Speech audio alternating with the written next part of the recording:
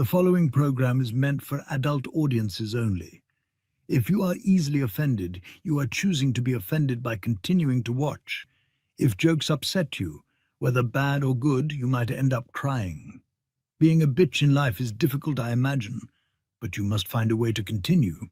For all the haters and lurkers, hope you enjoy the show. For the bigot army, enjoy the show. Don't be a pussy. そうだ。テレビつけてもいいぞ。冒険アニメ。よりによって。サイレンサー付きの拳銃だと。ワクワク。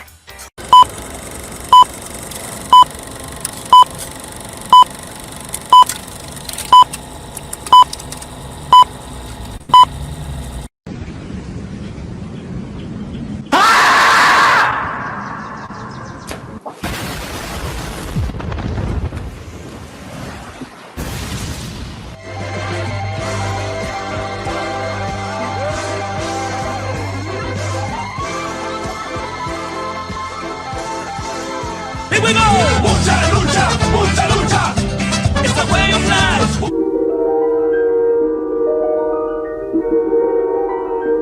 There is a fifth dimension, beyond that which is known to man. It is a dimension as vast as space and as timeless as infinity.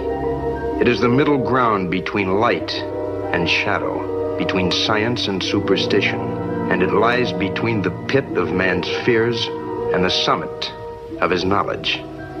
This is the dimension of imagination. It is an area which we call the Grifter Zone.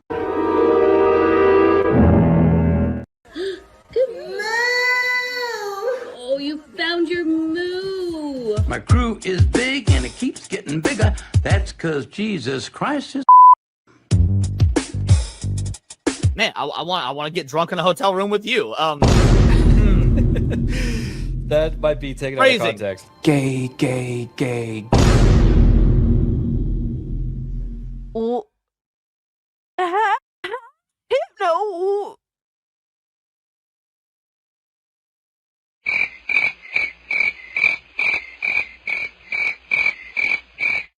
How is it my fault? What? The bracket gifted this and I'm immediately called an anti-Semite? Come on, dog. Bruh. What are these characters? Nazi furry? Hypno, why would you do this to me? Said, welcome to Goonergate. Protect your booty hole.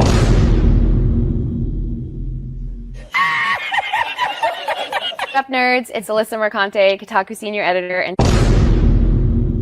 nobody even wants you here.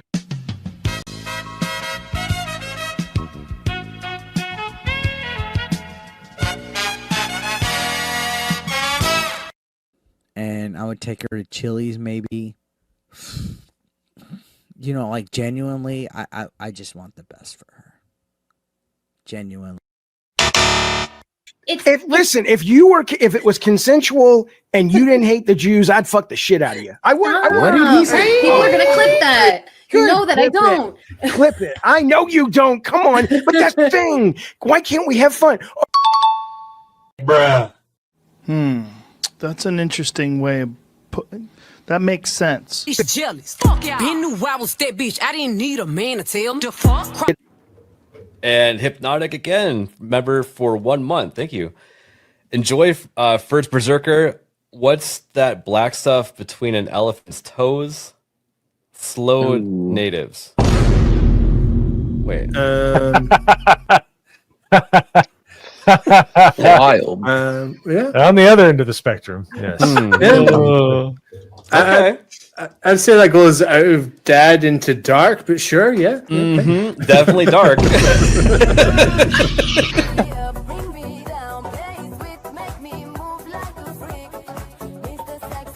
Somebody replies and it says, "This is embarrassing." And he says, "Not as embarrassing as your take on trans kids. It was not researched. It was cruel and it had no basis in facts. So forgive me if I don't take all your takes that seriously." Who's this person? Bruh. Look at the fucking thumbnail. God of Cuck Meltdown. Oh my God, look at this. Oh man. Yeah, sure.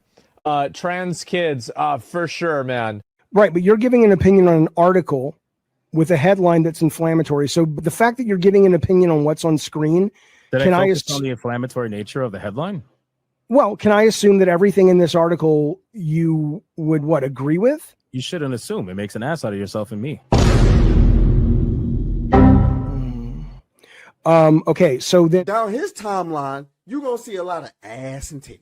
Okay, me on my Twitter timeline, you ain't gonna see none of that. As a matter of fact, like I can show you, I can scroll down my entire news feed on Twitter.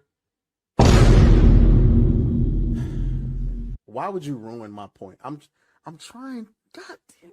Why would you ruin it? I didn't do that. I don't know who this chick is. Why would you do that? I can't even edit it out. Ladies and gentlemen, we got him. Someone you love been canceled?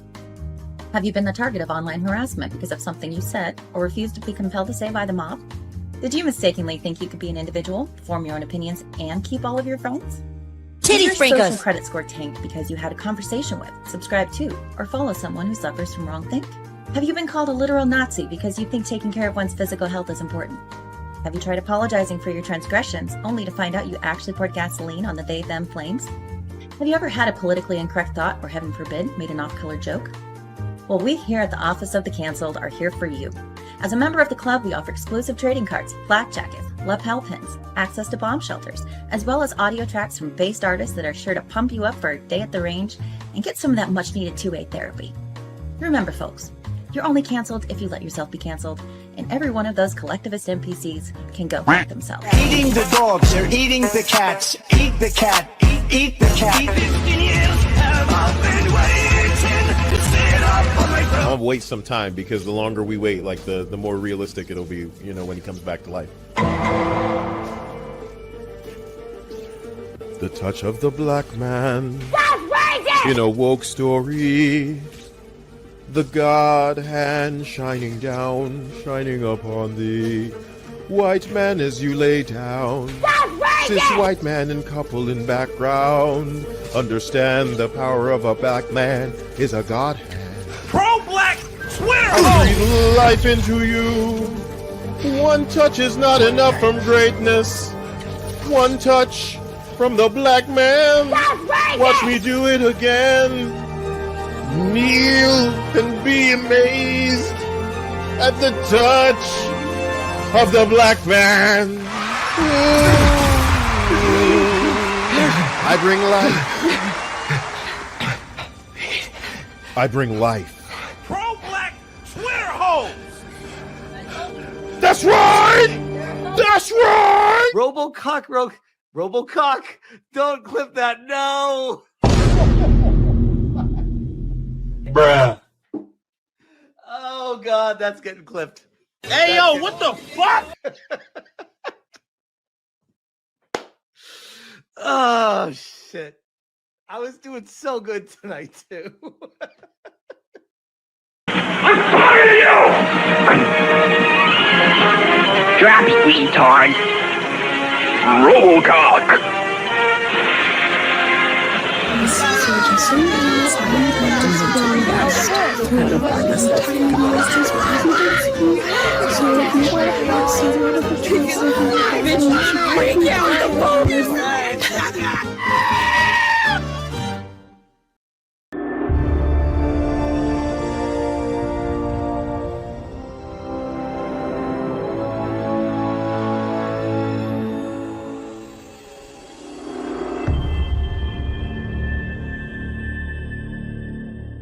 Ghost of Yotei is out now, and we are selling like hotcakes. We have sold over 1 million copies, owning every single fucking chud online. Oh shit, Kaguasa Yotei is out, we're lit! Someone steal it from Target, quick! You are probably asking yourself, where is the source for this information? We made it the F up! The truth is, we really need you guys to believe people love this shit. Without all of you shills, we couldn't convince our shareholders that we are not retarded. So please keep telling your friends we sold 1 million copies. Even if it's bullshit, we know you shills will lick our balls anyway.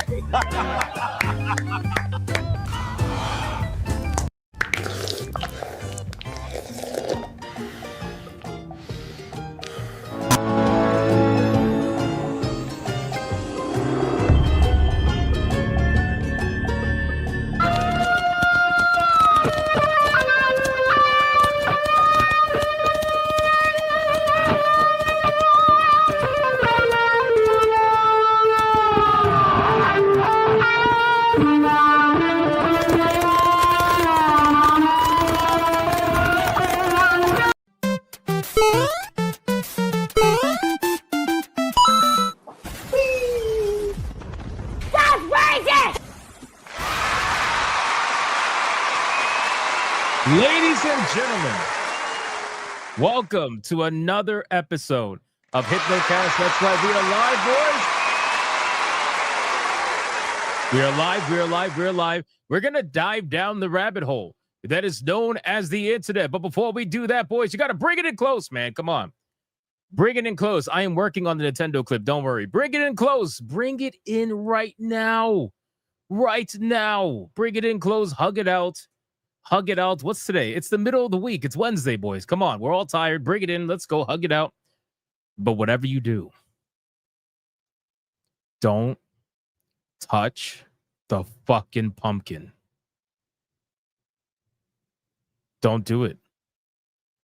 Don't. And listen very closely.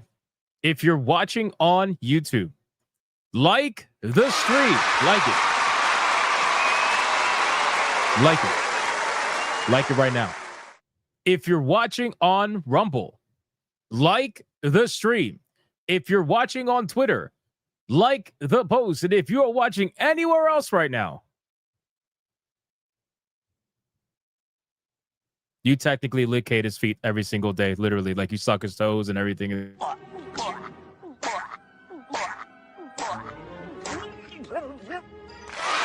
like the stream. Like the stream. Don't let that happen to you. Can I get a mic check, please? Mic check, titty check, balls check.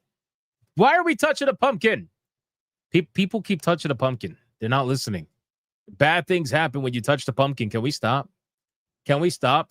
Can we get a mic check, please? What are we checking, man? The Deku leader says new kitten check. Very nice. Congratulations, man. Congratulations. Is the pumpkin safe check? Clearly not, because old man Cad is putting his dick in the pumpkin. Look at him. Look at him. Expedition 33 new update check. Yes, we're going to talk about that. Touching pumpkin check. Oh, man. Congress Taintland check. I don't know about that. Chicken check. Very nice. Kino Felting DSP check. Yeah, I saw that. I will never stop touching the pumpkin. I am pumpkin check. Wow. Wow. Furry check. Toasty with the mostly check. What's up, Toasty? How you doing? Asshole check. Old man Cad, good boy check. What the fuck? Rebel steal the pumpkin check. Japanese schoolgirl warhog check. Back grabber check. Don't touch the funky pumpkin check. Hassan deported check. That's not happening like ever. Hypnotic is gay check. Very nice.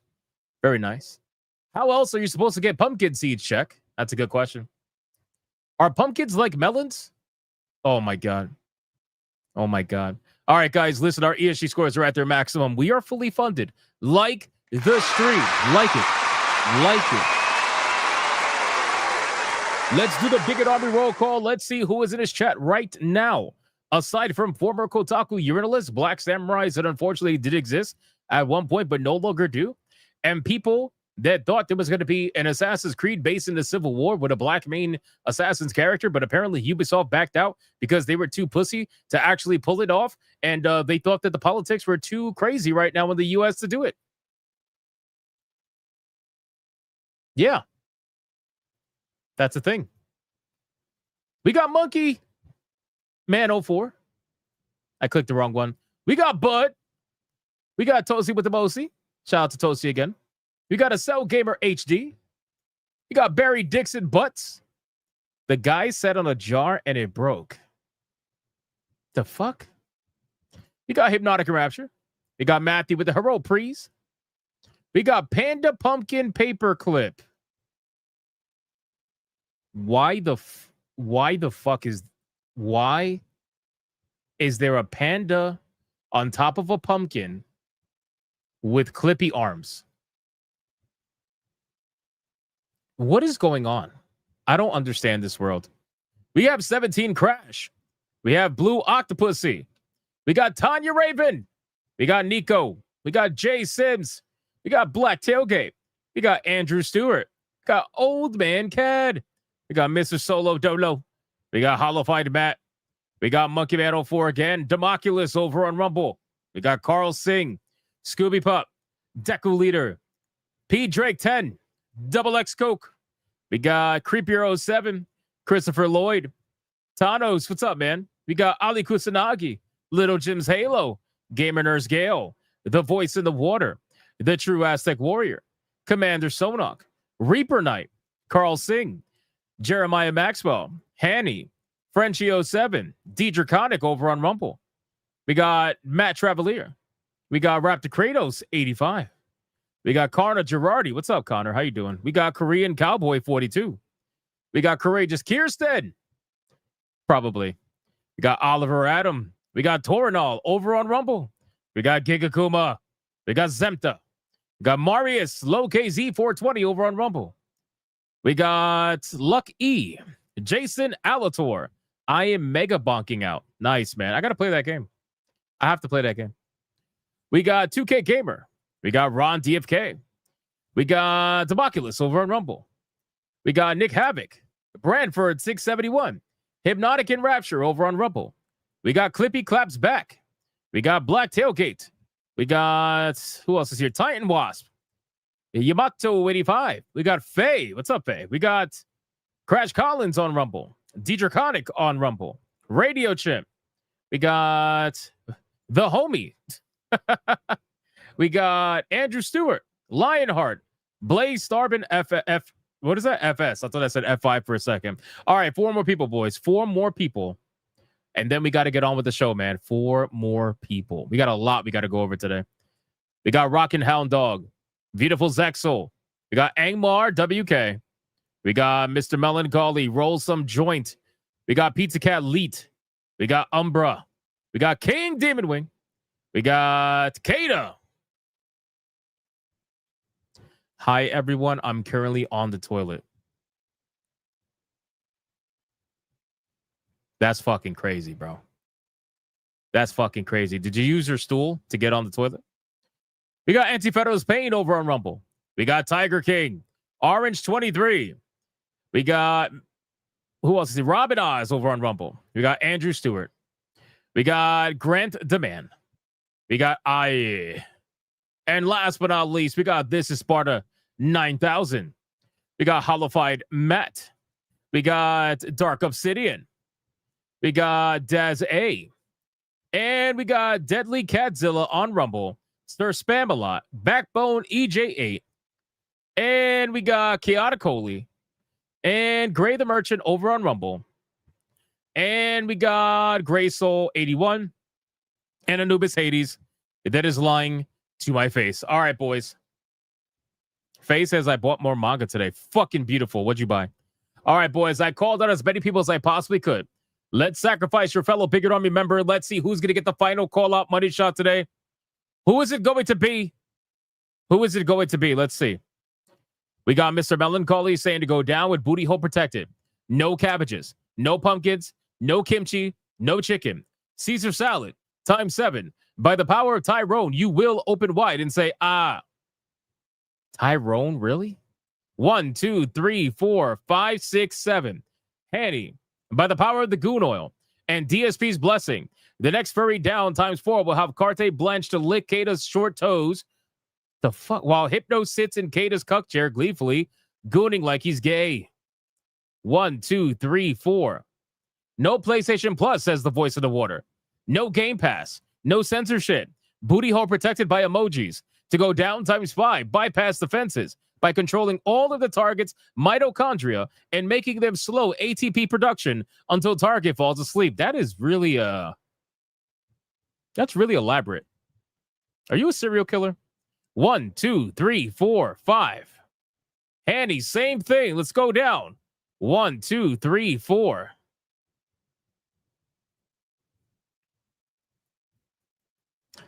Holy shit. I mean, I'm not going to say you deserve that because you were lying to me about sending games, but I am going to say that you deserve that because you were lying to me about sending games. Anubis Hades. Anubis Hades. Very nice. Congratulations. He says pumpkin holes are nice. Well, it looks like it's not just pumpkin holes that are getting filled tonight, ladies and gentlemen. Congratulations to Anubis Hades. You are the recipients of the money shot today.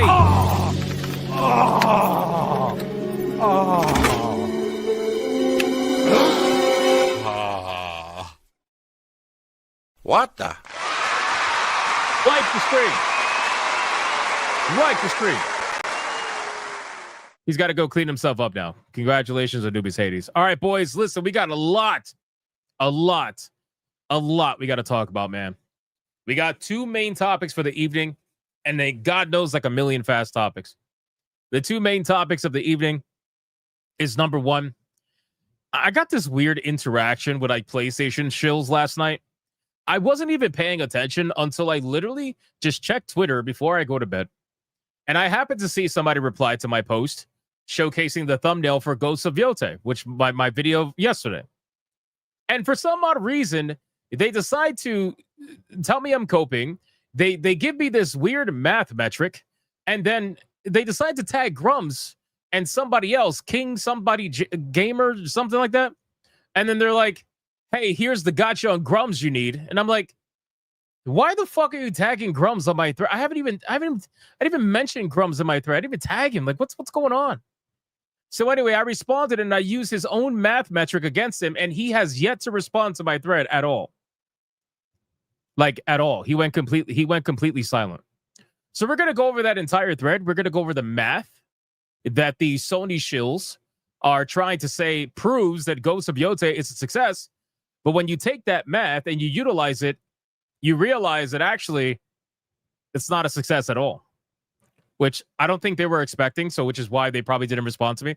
Anyway, so we're going to go over that. We're also going to go after the recent announcement that Ubisoft was apparently working on an Assassin's Creed video game that was set in the American Civil War. Now, this is something that we've known about for a long time. This is something that all of us thought was still in the works. Well, apparently they have reportedly canceled the game because of the backlash that Yasuke got, and also supposedly the political turmoil in the United States of America. Now, you probably ask yourself, well, why does Yasuke have to do with any of that? Well, that's because apparently they were going to have the main assassin be a black man in the Civil War. So they were going to do that, which unironically might have been an okay game, considering the story premise. But they got so scared because they fucked up with Yasuke that they didn't have faith to do this one. Anyway, so we're going to talk about this. We're going to talk about it because it's hilarious.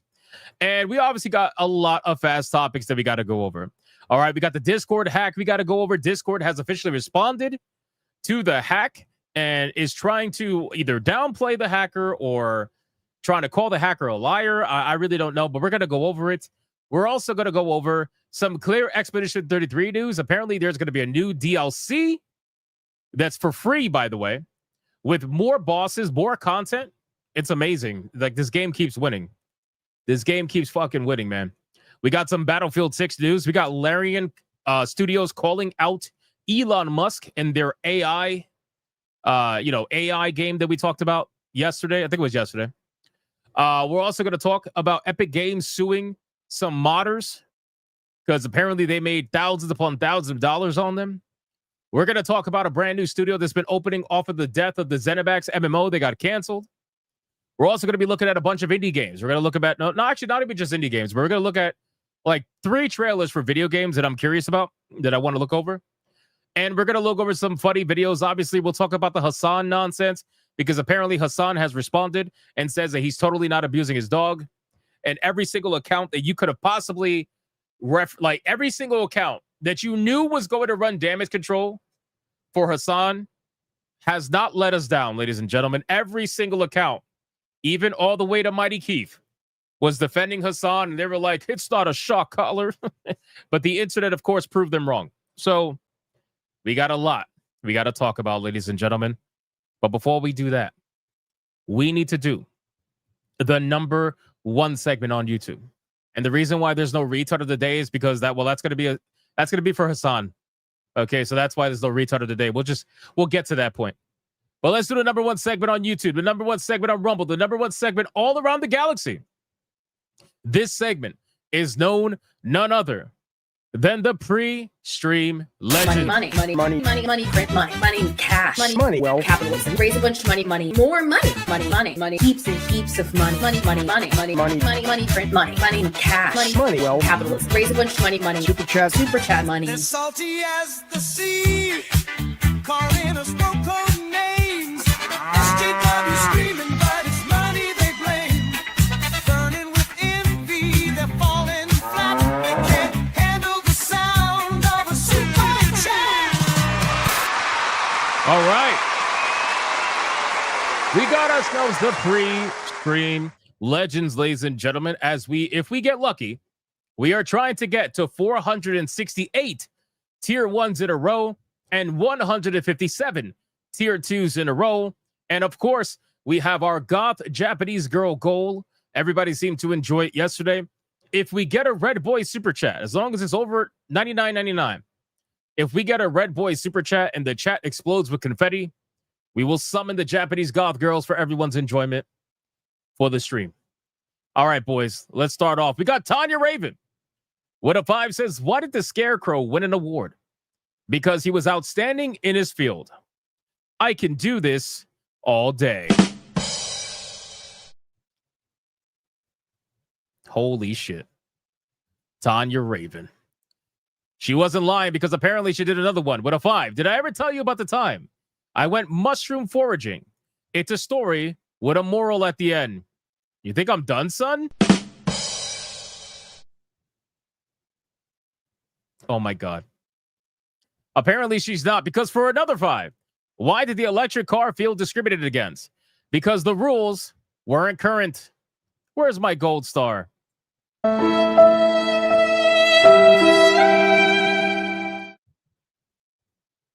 Oh my God. Thank you so much, Tanya Raven, for the 15. I appreciate that. Big D says, I heard Japanese goth girls and you have summoned me. Shout out to Big D. I appreciate that, bro. If we get a Red Boy, hopefully we can summon some Japanese goth girls and you'll be able to enjoy it, man. Kaylin with a 2. Have a good show. I'll catch up tonight again. Oh my God, a normal super chat. A normal super chat. I'm almost scared for a second. Tanya says gold star, question mark? What gold star? I don't have gold stars. I don't give out gold stars for dad jokes. Breezy Stratton with a 5. I give for the goth girl only. As a goth girl, I must give one to another bigots. Also, 60-year-old again says, that's right. What? Who's 6 years old? If they're 6 years old, they should not be watching this channel. Just saying. Shout out to Breezy Stratton, who apparently is a goth girl. I had no idea. Shout out to Breezy Stratton. I appreciate that. Thank you so much. Legend. Ali Kusanagi with a 5 membership banger. I'll use the new one. Hey, yo, Buck, is that what I think it is? Well, golly, Chuck, it's a membership banger.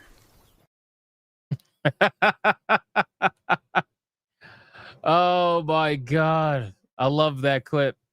And since this is the first membership banger of the stream, you already know what that means.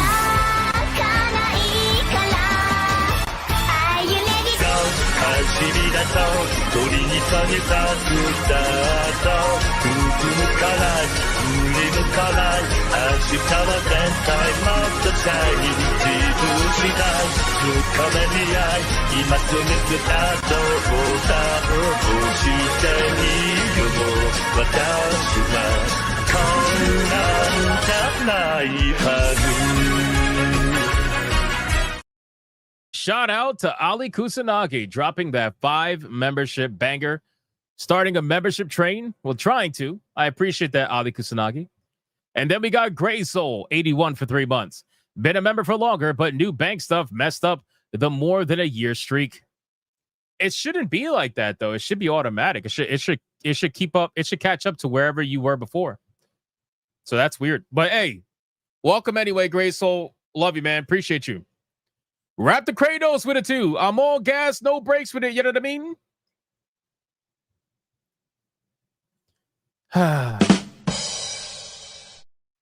Shout out to Wrap the Kratos, man. Thank you so much. Ron DFK with it too. A storm blew off 25% of my roof last night. Oof. Holy shit. I hate that you removed the R. And that's the joke. I hate you.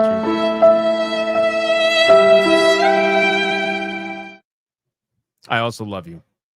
But I hate you for that. God damn it.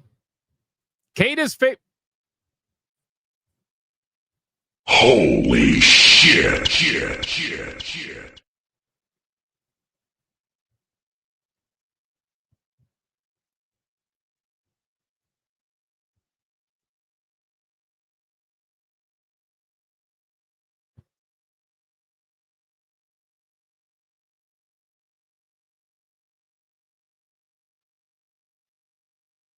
Why'd you do that? Why would you even make this? What's wrong with you?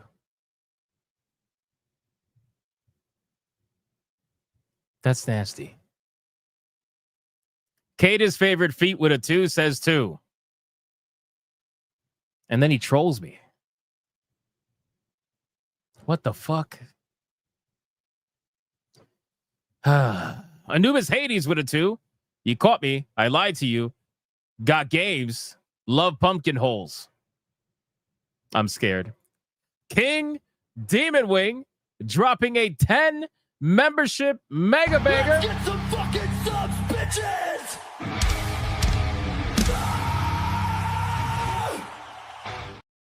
Shout out to King Demon Wing. Thank you so much, brother. I appreciate that. Legendary. Independent Courier with a 2 says Champagne Socialist being cruel, Diddy and racist. Yeah, why is anybody shocked by any of that? Sincerely. Forgotten Vet, the legend, silent protagonist with the 10. Thank you so much, Forgotten Vet. I appreciate that, man. Hope you are doing well. And then we got Sir Loins with a 199. Congress being uselessness. As always, check. Yes, they are pretty damn useless. That is that was expected. We kind of said that was going to happen, but we'll discuss it anyway. Adair Soto with a 5. Like and subscribe, everyone. And another thing, Wizard 101 is coming to console tomorrow. I thought that game is dead on PC, so yeah, that's the news. Nice. Got to check that out, man. Shout out to Adair Soto. Thank you so much for the 5. All right, let's go over to Rumble. Rumble, are you awake? Let's see. Rumble, where are we at? We got Torinol with a 2. This space intentionally left blank. And then he just made a box with a blank space in the middle. Interesting. Thank you, Torinol. Appreciate that. Crash Collins with the 1 membership. Thank you so much, Crash Collins. Appreciate that. And then last but not least, Grade the Merchant with $1 says, clap my wife's pumpkins and made a pumpkin pie. Almost 20 hours played of Digimon. It's good so far. My brick of a PC barely handles it. I'm so proud of my old Yeller. Too bad I will put it down. No, man, keep it going. Keep it going, man. Keep it going. As long as possible. Hypnotic and Rapture for $1 on Rumble. Legal Mindset posted on X to report Hassan to Los Angeles Animal Services. It requires Hassan's Beverly Hills address from Kiwi Farm's Hassan page for an officer to investigate this guy's home. I mean, to be fair, I mean, you don't really need Kiwi Farms to report him, I'm sure. Just being honest with you. Scrap Gamer with $1. Someone tried to call me racist today. I told him I wasn't. I own 4 black tires and a color TV. Okay, that made me laugh. That made me laugh. That made me laugh. You got me. You got me, Scrap Gamer. Nice one. Nice one. We got Independent Corey with a 2. Ron DFK, best dad joke. It went over my head. Nice. There you go. Thank you so much, Independent Corey. Trey Burkholzer with 11 months of legendary status. Why couldn't the jalapeno practice archery? Because it didn't habanero. Oh my God, I hate you so much for that one. I hate you so much for that one. This motherfucker said habanero. Oh my God, bro. Oh my God. Dark Obsidian with a 9.99. This is why I love the Bigot Army. We don't hold back, LOL. Yeah, you guys definitely don't hold back. That's for sure. And then Adair Zelda with a 2 says 2. Why can't we get 100 that says 100 so we can summon some Japanese goth girls? God damn it! You got to troll me to the end of time. Thank you, Adair Soto. And then one more snuck in. Deadeye's Lock for $1 over on Rumble. How many retards does it take to show for trash games? Yotei's failures can't afford Yasuke's blown out back fees. Oh my God. Blown out back fees? That's crazy, bro. Sir Loins with a 189. These dad jokes are making me racist. I mean, maybe that's fairly accurate. Maybe. We'll see. All right, boys. We are fully caught up to everything. Thank you guys so much for the insane free stream support. Let's bring up the gifted games really quick, and then we're going to get into the content and start banging this out. Here we go. Let's see what we got. Check the gifted games.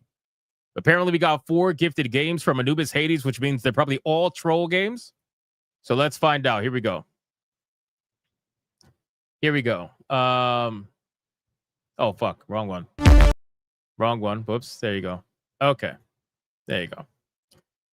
I know you will accept this one. It's just a card game. NSFW Solitaire Cat Girl. That's insane, bro.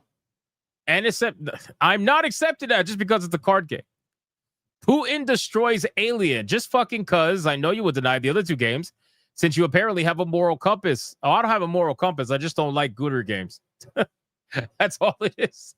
It's nothing about morality. I don't care if anybody else likes it. If I had a moral compass, I would be trying to tell you what's acceptable, and I'm not doing that. You can do whatever you want to do. Shout out to Anubis Hades. Thank you so much, man. I'll accept Putin destroys Alien. I'm sure that's going to be an interesting one. Wow, this is definitely a name.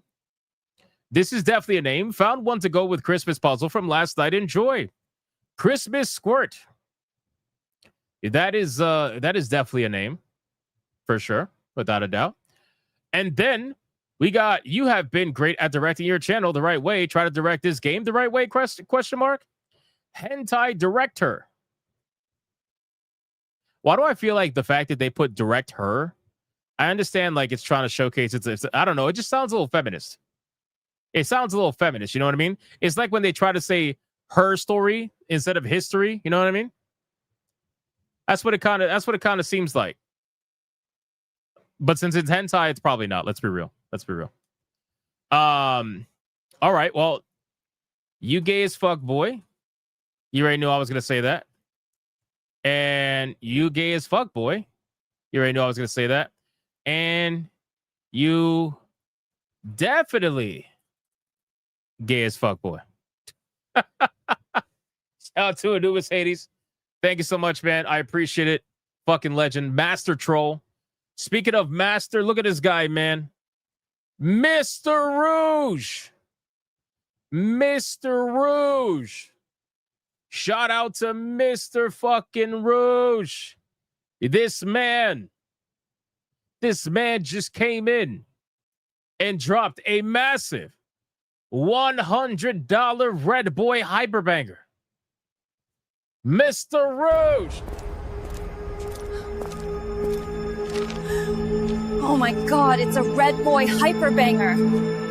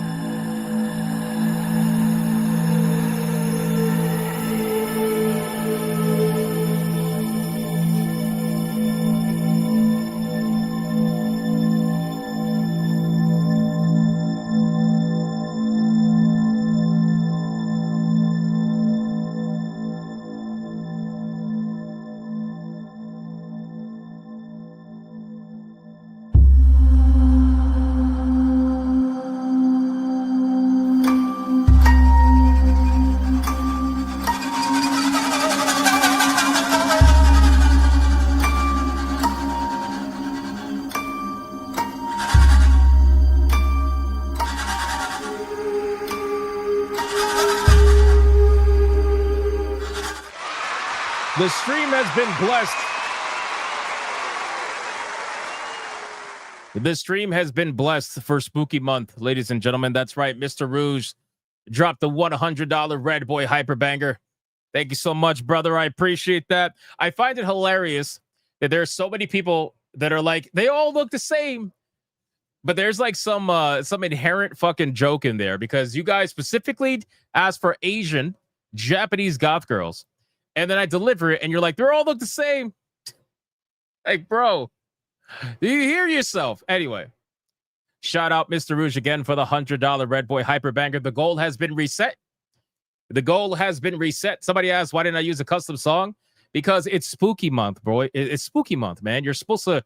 I'm not going to showcase some chipper hyper music for goth girls, angry Japanese goth girls. I'm not going to do that.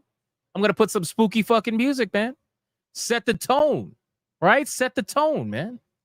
Anyway, we got Independent Corey with it too. It's got Christmas in the name. It's fine.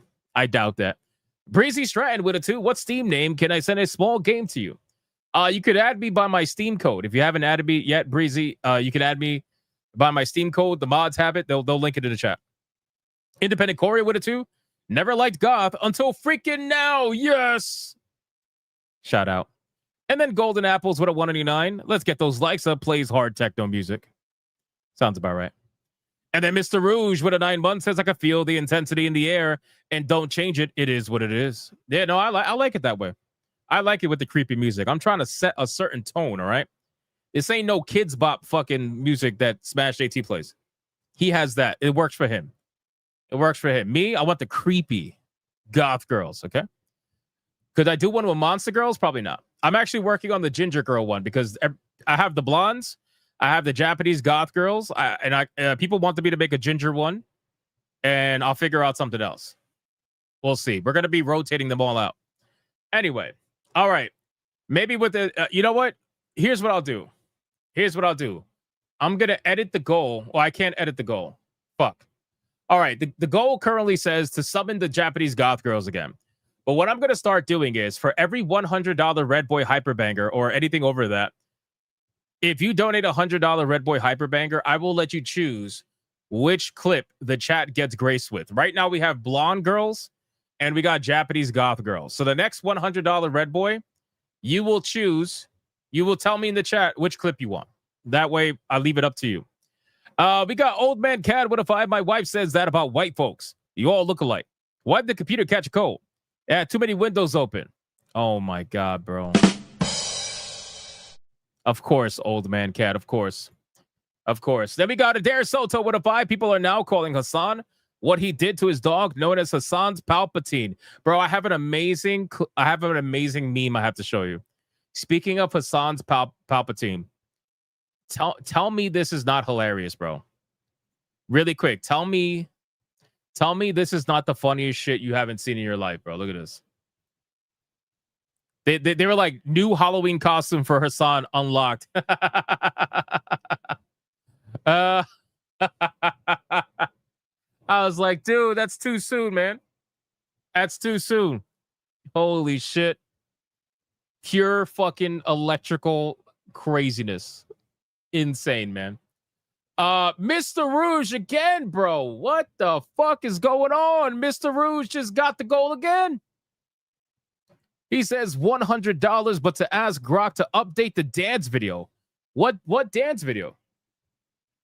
What dance video? Hold on. Wait, what are we doing? Do you not want a clip? Do you want a dance video? I'm confused. Which clip? Which clip are we talking about? Let me know, man. Let me know. Mr. Rouge, I also have a blonde clip I could play. Or do you want Japanese goth girls again? I'll do whatever you want. And then we're going to move on, boys. We're going to move on to the content. Mr. Rouge, absolute fucking legend. Big time W. The Ubisoft dance clip? Oh, you want me to update that? What do you want me to update with that, man?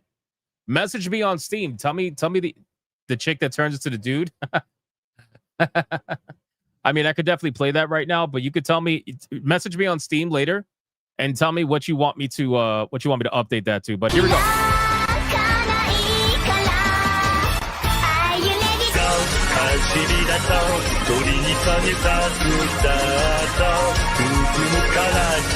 向かない明日は絶対もっとシャイニー自分次第深めに合い今すぐスタートボタンを押してみよう私はこんなんじゃないはず Shout out to Mr. Rouge. Thank you so much. I appreciate that, brother. Don't worry, I'm always gonna keep the Kiryu clip. If I make a separate clip, it will be just for Mr. Rouge as his requested clip of the day. Thank you, Mr. Rouge. Again, that's 2 Red Boy bangers. I just re-updated the goal again, so now the goal specifically says you can choose as the donator what you want to play. All right, let's get into the content, boys. Hypnotic Rapture with a 2. Where are the Chinese and Korean goth girls, Hypno? Aren't they all the same? No, let me stop. Come on, that was too easy. Shout out to Hypnotic Rapture. Thank you so much, man. Let's get into the content. T-Jab says we're at tier 1. We're 186.96 away from tier 2. That is all. Thank you, bro. Thank you. All right, let's start off with Mr. Piker. Because, I guess that should just be the thing, right? Mr. Piker. Let's start off with Mr. Piker, and then we'll go from there. So if you guys are not aware, obviously there's a lot of drama right now surrounding Hassan Piker, which I know that doesn't mean anything because I mean that's literally like what, every day at this point or every week at this point. But this one's a little bit different, right? This one pissed off people on both sides, but there are obviously a lot of lefties that are trying to run defense for Hassan. It is actually so bad. I'll put it to you like this. It is so bad, the defense that's being ran for Hassan, that there was a lefty that made a slowed down like version of this video clip, and they fucking lied about it. They edited the clip to make the dog scream at a delayed later sound so that it looks like the dog screamed because it tripped and not because it was shocked. And that's what they're spreading around right now. That's what they're literally spreading around right now. It's fucking insane the levels of which they would go to lie for this man. But in any case, he made this video trying to explain that the collar is a vibration collar and is not a shock collar. Now, I don't know of anybody that believes that, but Jay Viper put out this video here, which I find to be very interesting, so I wanted to showcase it to you. He says, I grabbed the 1080 of Hassan and the dog collar. He says it has the capacity to vibrate, and that's it. But let's check the owner's manual, shall we? What's up with the fresh electrical tape, buddy? Something gets removed, perhaps? Let's watch this clip. Check this out. Let me, audio's up here. Here we go. This is the one that people are talking about. Okay, this is the one. This is the one that they saw. It has the capacity to vibrate, and that's it. Are you happy?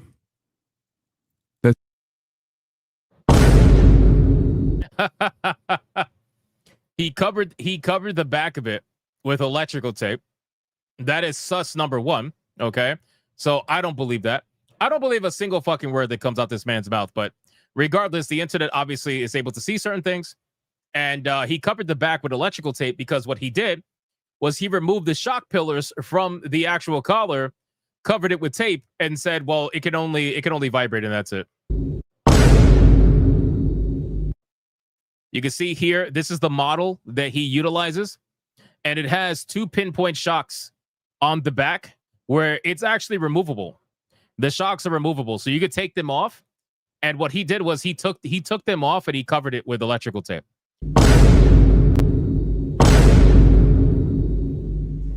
It has the capacity to vibrate, and that's it. This person is being abusive. If they only saw that clip, it doesn't matter. And this will not go away, for the record. It's not going to go away. People, when it comes to animals, people do not fuck around, bro. People do not fuck around when it comes to animals. Like I told you guys yesterday, with me, I care about animals more than people 95% of the time, bro. And a lot of people are like that too. So one thing I want to show you, and shout out to Jay Viper for this video, man. Great job on the video. What I want to show you really quick is the level of damage control that they are willing to go to try to, how do I put it? To try to essentially lie for this man, right? By the way, the account that posted that Hassan meme, the hilarious Hassan meme, it was actually the official Kick account. Kick posted Hassan's Halloween costume has been sorted. Absolutely insane, bro.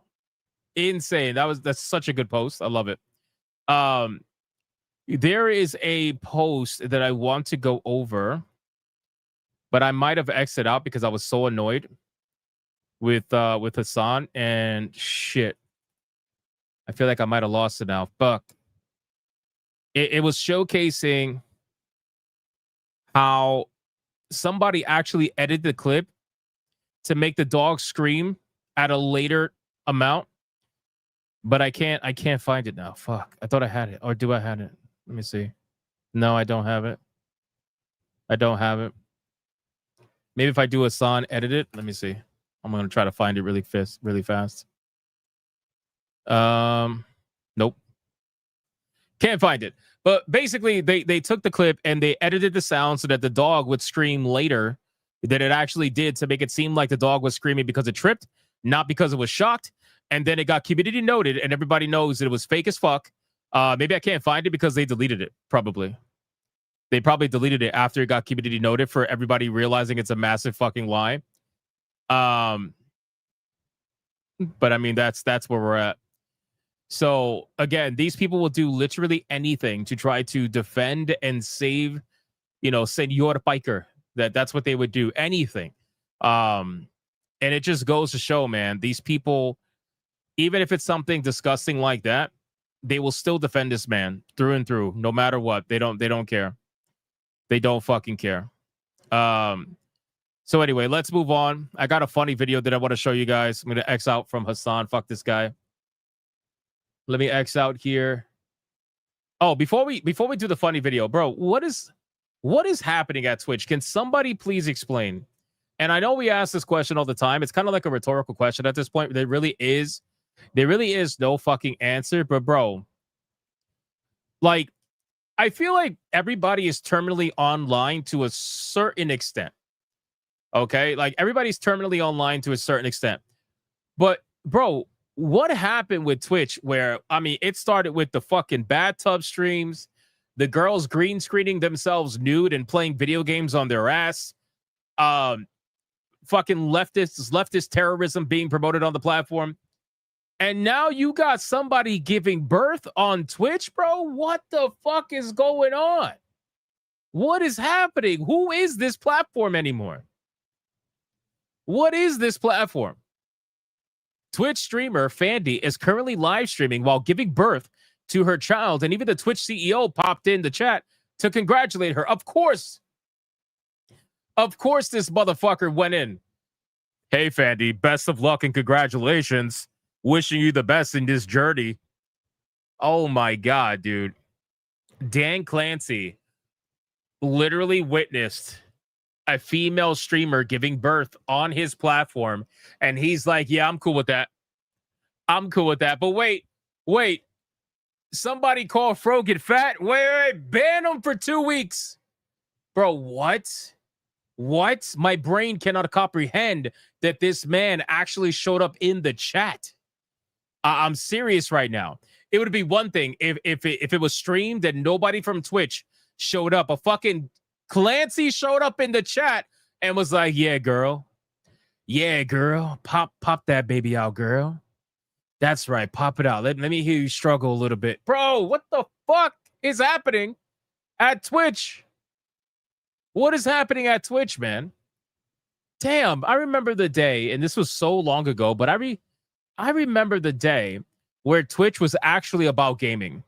I remember when you would go to Twitch if you wanted to see some high-tier gameplay. But bro, you got women giving birth on your platform, my guy? This is what we're doing now on Twitch? Are you serious? I can't understand this. I can't, bro. I really can't. I can't. When you are on a platform, I know that's a long time ago. I know that's a long time ago, Tiger King. I know. I haven't watched Twitch in fucking ages. But what I'm telling you is like, it's crazy stuff, man. It's crazy stuff, bro. I don't know. Anyway, I'm not even going to show the video because, again, you might be able to do that on Twitch. I highly doubt you could do that on YouTube, not without some fucking, like, I don't know, age verification or something like that. Who knows?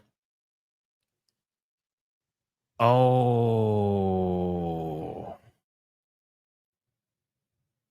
Wait, what? Oh shit, breaking news. We're gonna cover this, but I just want to give you a little sneak peek.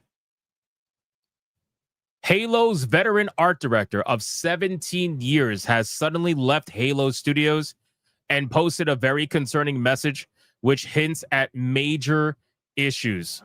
This comes less than a month after former chief of staff Melissa Boone left the company as well. I can directly confirm Halo Studios has leadership issues. Oh, shit, boy. And to be fair, when they renamed it to Halo Studios, everybody with a brain saw that this was going to have problems from a mile away. If you didn't think this was not going to have problems, let me remind you. Let me see if I can find. Let me remind you what happened when 343 Industries, or whatever they were called, became Halo Studios. Okay. Let me see if I can find the picture. Let's see. Is that it? Nope. So, I mean, again, let me just remind you what 343 became. Okay. I mean, again, like, is anybody honestly surprised that Halo Studios has leadership problems? Is anybody fucking surprised by this? Sincerely? Anybody at all? Is that anybody like, come on, we saw this picture ages ago. We saw this ages ago, bro. So like we kind of all knew this was going to happen. Right now, obviously, this is not every member of the team. There are some men here in the screenshot. You just can't tell because they have wigs on. But there are some men without wigs on that are not allowed to take this photo because this photo was taken back when they were doing the whole like women in gaming nonsense. But in any case, yeah. Not only that, I mean, the leadership. Do you guys not remember who they put in charge? There was that whole fucking debacle. I forgot that woman's name. But she ended up leaving anyway. And that's who Melissa Boone was. When Chief of Staff Melissa Boone left, you guys don't remember who Melissa Boone was? Bro, they put this woman in charge and said she was going to do wonders for the company, right? They put this woman in charge and said she was going to do wonders for the company, and she left. And then now that she left, the art director left too. For 17 years. Right? So, again, if you are looking at Halo Studios to put out anything that's even remotely going to be good, you got I don't know what bridge I could sell you, but I could sell you something. At that point. Angmar says, how long before the studio shut down? It's not going to shut down because Halo is quintessential to Xbox. So it means more to them. Like the brand means more to them than the lack of money that it generates. Microsoft can subsidize Halo to the end of time. They don't give a fuck. They don't care. So they're never going to shut it down. I don't think they're going to shut it down. They're going to find a way to keep trying to bring it back, no matter how much it takes. So, but yeah, it's quintessential Xbox. They're not going to, it'll shut down if Xbox ever shuts down. How about that? Shout out to Smash JT for the breaking news. Thank you so much, man. I can't wait to look into that some more. And just kind of see what's going on. Because right now, all we have is this tweet and a YouTube video. And the confirmation that the person has left. So we'll find out more information as time goes on. All right, let me X out this really quick. Really quick non-gaming news. I want to express some frustration. Really quick. So I was a major fan of Stranger Things. I'm sure a lot of people were. And I'm sure this show is going to do very well the moment it finally releases its last episodes, whatever the fuck it does that. But I really hate this this new thing of like, okay, first off, if you're going to make a show that is based around young children, right, experiencing whatever they're experiencing in town, and obviously everybody knows the story. If you're going to make a story about that, why would you fucking wait so long to finish the story when these kids are fucking adults by now, bro? You got these people riding around on bikes pretending like they're not fucking 28 years old now at this point. How old is 11? How old? I forgot her name. How old is this bitch? Who plays 11 in Stranger Things? Millie Bobby Brown. How old is Millie Bobby Brown? How old is Millie Bobby Brown? 21 years old, bro. She's 21 years old. Why the fuck is she playing a little teenager? Right? Let me see. Hold on. Cast of Stranger Things. It's crazy, bro. Finn Wolfhard. How old is he? How old is Finn Wolfhard? 22 years old, bro. Noah Schnapp. How old is he? 21 years old. Okay. Sadie Sink, the girl who played Max. 23 fucking years old, bro. Oh my God. What about Caleb McLaughlin? 23 years old. Bro. Oh my God, dude. Again, I want you to realize something. Caleb McLaughlin looks like this now. Bro, who are you trying to convince that this is a child now? Bro, I can't, man. Oh man. They're gonna have to fucking shave off all that facial hair. They're gonna have to fucking Brazilian wax that shit or whatever. That's insane, bro. Like, what are we doing? What are we doing? They're gonna have to do some big time fucking heavy lifting in the makeup department. You know? So in any case, my main complaint is that I just really hate when these TV shows that, you know, they are good TV shows. Like, I like Stranger Things. I really do. I like Stranger Things. I enjoyed it. But, bro, how long has it been since the last season? How long has it been? Let me look it up. How long since the last season of Stranger Things? It's been more than 3 years since the last season was released in May of 2022, bro. My God, dude. Why the fuck would I even care at this point? Why would I care? It's going on almost 4 years. It's almost 4 years since the last season. Why would I care? It's insanity, man. Can we stop this? Can we stop this? It should be no more than a year in between seasons. If you cannot figure out how to make this within a year of time, then, bro, we need to figure something out at this point. There needs to be a change in something. I have no idea. Something's got to give, because that's fucking insanity.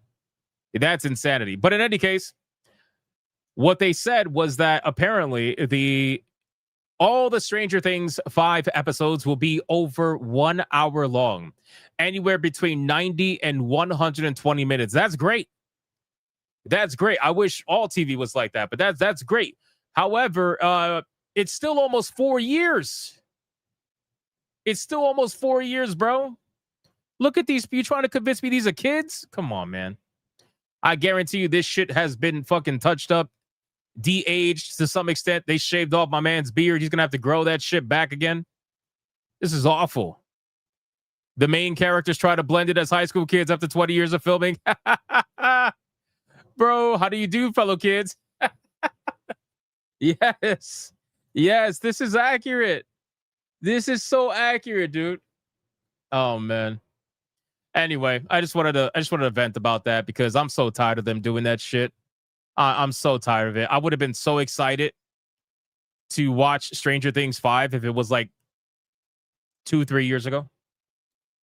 Really quick, a no context clip.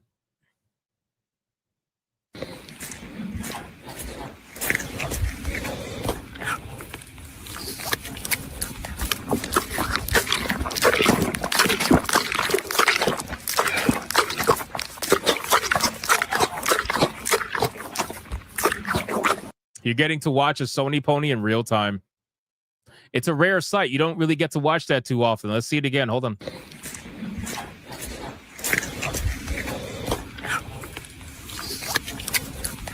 That's a good Sony pony.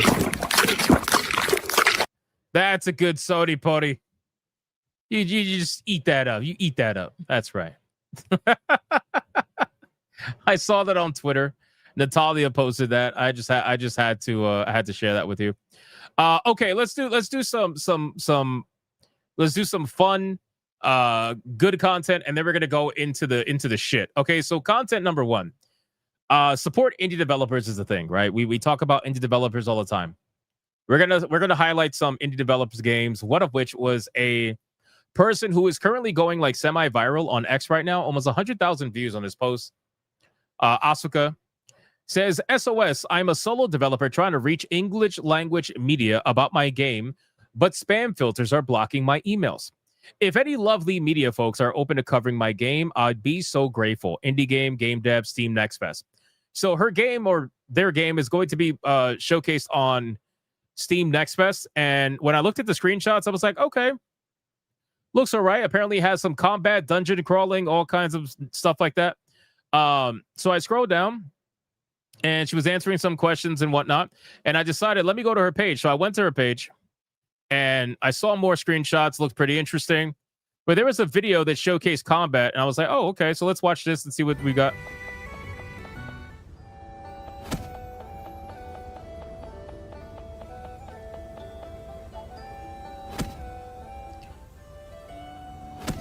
That was her testing some certain animations. And also here, she's here testing screen rumble effects too.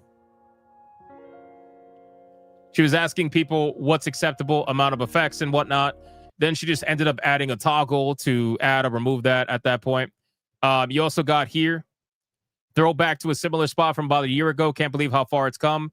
Still working solo and learning tons every day. I mean, I find this to be very impressive when people do this on their own. I really do. It does look like Ragnarok a little bit. It does, which I'm okay with that. I'm okay with that. It looks like your prototypical Japanese RPG style game like that. This looked really interesting. This is the dungeon that you could play in the demo, apparently. That's the one with the shaking animation. You have here. She says, it's still a bit rough around the edges, but I'm putting out a demo for Steam Next Fest. Would love for you to check it out. So again, just stuff like this is cool to see. I'm going to put this on full screen really quick. I like the music. Stuff like this is cool to see. I would like to see games like this continue to be made. So, and I love Japanese RPGs personally. So, not bad. I would definitely like for people to check this out. So what I'm going to do is I'm going to take this and I'm going to link it in the chat. If you guys want to follow it, you're more than welcome to. If it's not your cup of tea, that's perfectly fine as well. I'm going to link her account and you could go give it a follow. And if you do end up wishlisting the game, then you're more than welcome to tell her where you found it or not. I really don't care. I don't care about getting credit. I just want people to check out more indie games. Speaking of games, we also got this one that I'm highly looking forward to. I spoke about this, I think, when it first was revealed. Valim Mortis. The first person, what do you call it? Like Souls-like game. Very, very interesting story and premise. I feel like this game has potential. Curious about more of this, but apparently there is an open global playtest available for the game right now.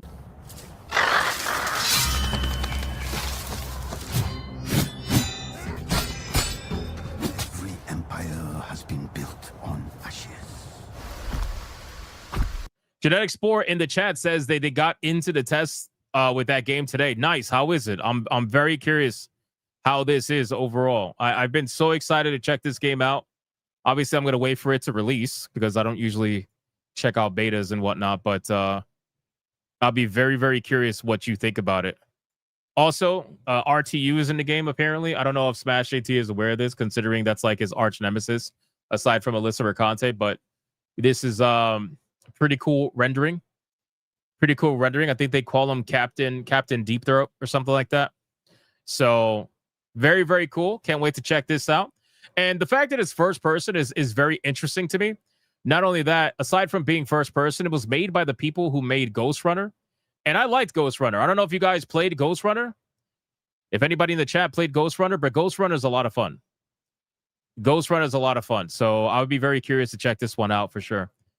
And last but not least, let me see. Let me X this out.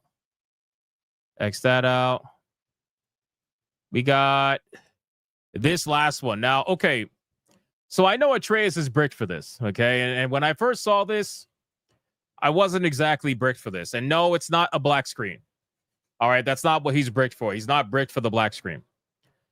We're talking about the single-player Crimson Desert game, right? Or at least the game that is based on that.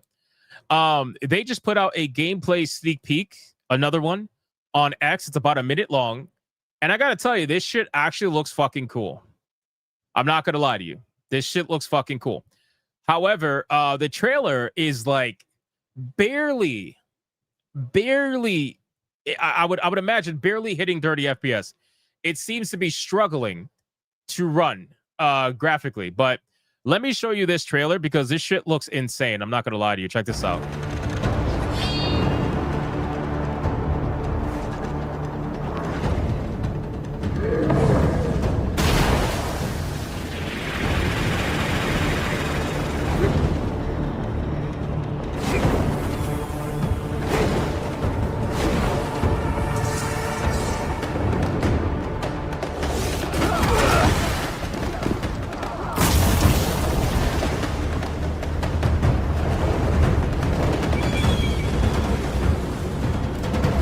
I'm not gonna lie, that was fucking awesome. I kind of want to see that again, bro. Like the animation for this this cloak or whatever the hell it is it just looks insane. The fact that you can go towards the castle that's being sieged right now, or maybe you are the one sieging it, I'm not really sure. It says on the bottom, the captured fortress, defeat Fontaine, the cursed knight. Looked really sick.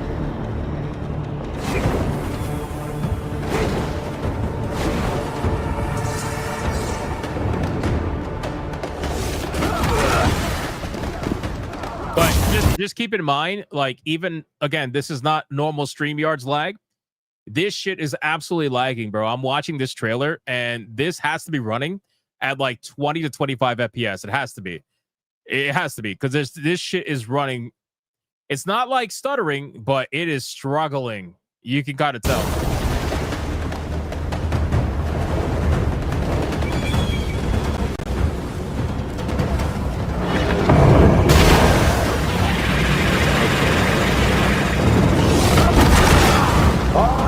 You might be outnumbered.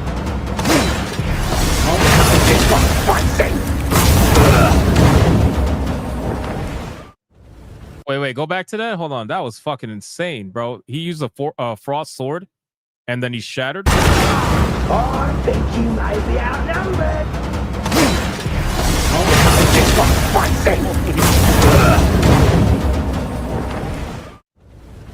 Yeah.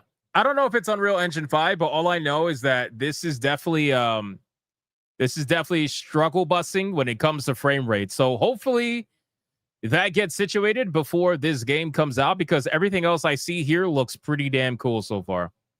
And I am definitely with it.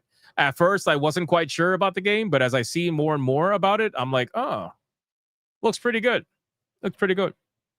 All right, let's X this out. Endor, I hope you enjoyed that. I hope you enjoyed that, Endor. I know you're in here watching right now. The massive positivity cock that you just enjoyed.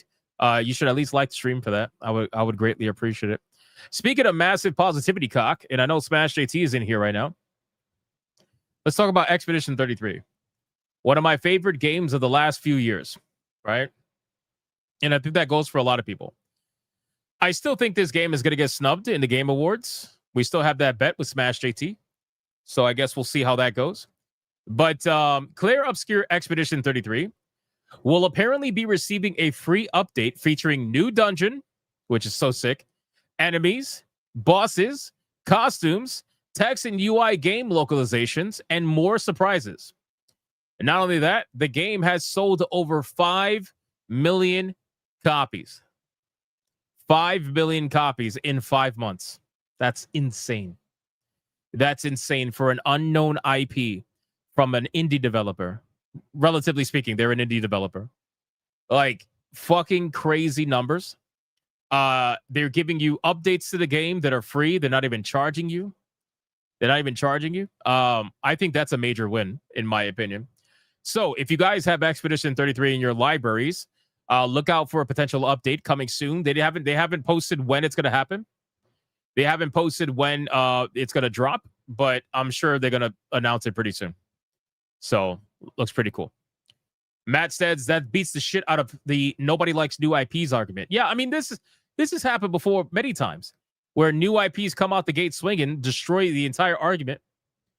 Listen, companies were saying nobody likes new IPs even back when Tsushima came out. And then Tsushima came out and blew the fucking doors off of everybody. Right? They've been saying that for the longest time. Nobody likes single players. The EA was saying nobody likes single players back before they released Jedi Fallen Order. Right? Before they released the first game in that series, they were trying to say, everybody was saying nobody likes single player games. Everybody just wants live service games. Everybody wants online games. And then they release Jedi Fallen Order and it sells like fucking hotcakes. And then they're like, oh, that's interesting. Why'd that happen? You know? So in any case, let's continue. That's a massive, massive W. Massive W for Expedition 33. But I'm sticking to my guns, and I'm thinking that it's going to get snubbed at the Game Awards. Not that it's not going to get nominated. I didn't say that. I think it will get nominated. I just don't think it's going to win. But we'll see. All right, let's talk about Discord really quick. So Discord, as you guys are aware, has suffered a hack back in September. We talked about this. When did we talk about this? We talked about this a few days ago, I think, on Friday. Last Friday, when it was first announced, I believe.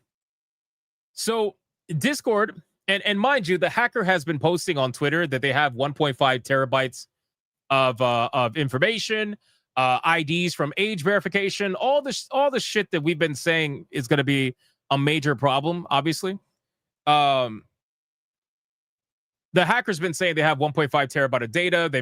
They've been basically leaking small little tidbits of information to try to get Discord to pay them money. Okay, this is basically an extortion by the hacker to try to get Discord to pay them money. And Discord, supposedly, according to the hacker, were in conversation with this person to give them money, and then they decided to back off and cease all communications. I don't know if I fully believe that. I don't know if I believe that Discord would ever actually communicate to pay this person. Just being honest with you. But regardless of who's right, who's wrong, whatever, we're never really going to know.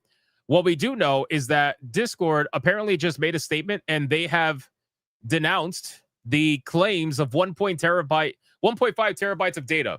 They've denounced it, right? So they said it's not true. It's not accurate. They said it actually is not even close. Now, you can believe them. You cannot believe them. I personally am kind of in the middle. I think that both sides might be fudging a little bit. But in any case, Discord denies recent claims about 1.5 terabyte of data being stolen. Now, keep in mind, this data was stolen from the ticket services. So if you used Discord's third party to age verify your account on Discord with an ID, well, chances are you probably had your ID stolen just now by the hacker. Discord has denied that the party responsible for the recent security breach against the company has the data that it claims to have. On Wednesday, the group claiming responsibility for the hack said that it had gained access to over 1.5 terabytes of data, including over 2 million age verification photos. In a statement provided to Insider Gaming, Discord said that not only is the number not true, but it's not even close. Discord spokesperson New Wexler tells Insider... I like how this is... By the way, I like how this is all phrased in a way to make it seem like Discord is not the bad guy here. Like, and listen, man, hackers doing what hackers do. This is a known thing for God knows how long now. Happens all the fucking time at this point. It's the internet. But a Discord spokesperson, New Wexler, tells Insider Gaming that it has identified around 70,000 users that may have had government ID photos exposed. The public claims by the group they say are all being done as a means to extort the company. The full statement from Discord is as follows. Following last week's announcement about a security incident involving a third-party customer service provider, we want to address inaccurate claims by those responsible that are circulating online. First, as stated in our blog post, this was not a breach of Discord, but rather a third-party service that we use to support our customer service efforts. That alone is a major problem. Anyway, and then if we scroll down, it says, second, the numbers being shared are incorrect and part of an attempt to extort a payment from Discord. Of the accounts impacted globally, we have identified approximately 70,000 users. They may have had government ID photos exposed, which our vendor used to review age-related appeals. Third, we will not reward those responsible for their illegal actions. All affected users globally have been contacted, and we continue to work closely with law enforcement, data protection authorities, and external security experts. We've secured the effective systems and ended work with the compromised vendor. We take our responsibility, blah, blah, blah, protect your data, all that nonsense, right? So what are they using? Zendesk? Yeah, I think it was Zendesk that got hacked, if I'm not mistaken. Correct me if I'm wrong. I think it was Zendesk. But in any case, so this is like my biggest frustration with this is that we said this was going to happen. Like, how many videos did we make talking about digital ID, the UK Online Safety Act, and age verification, how it's not about the safety of children and all this shit? And one of the things we said is that trusting third parties with your government ID is fucking crazy, right? If you're going to trust the company directly, that's one thing. But trusting these third-party companies to do the job for the company is not a good look, right? It's not a good look. Like, you got to understand that Discord was not the one even...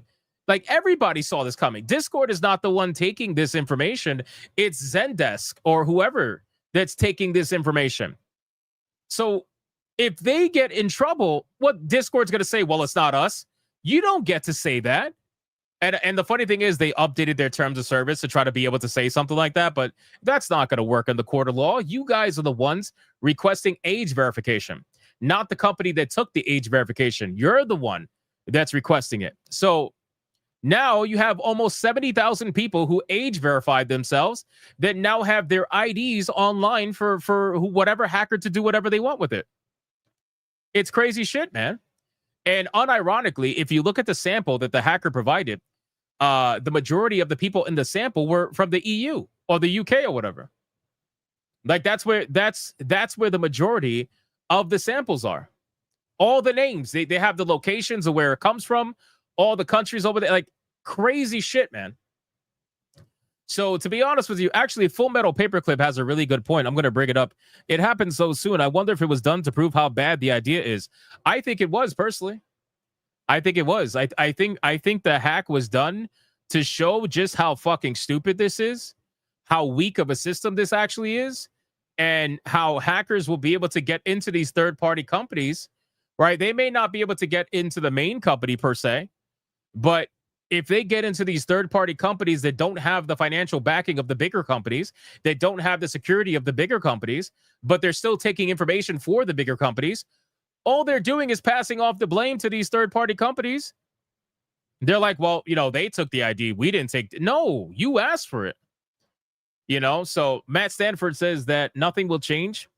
Plan will go forward despite the obvious. Of course, yeah, we know that. We know that. Of course, it's about control, not safety. Yes, I agree. We know that. So all this is going to do is have this information go on the dark web and be sold on the black market, and everybody's going to be fucking getting scam calls now more than they ever have. They're going to be getting all kinds of credit card information stolen and whatnot. It's the same shit that happens now already. I'm sure most people in this chat probably get 1 or 2 scam calls. If you don't, consider yourself lucky. But I mean, scam callers are calling nonstop all the fucking time. And it's because your data, our data is all out there, depending on which company you give it to. It's all fucking out there. Muhammad's going to give you a call at some point. They're going to give you a call and be like, hey, man, pay us with a gift card. You know what I'm saying?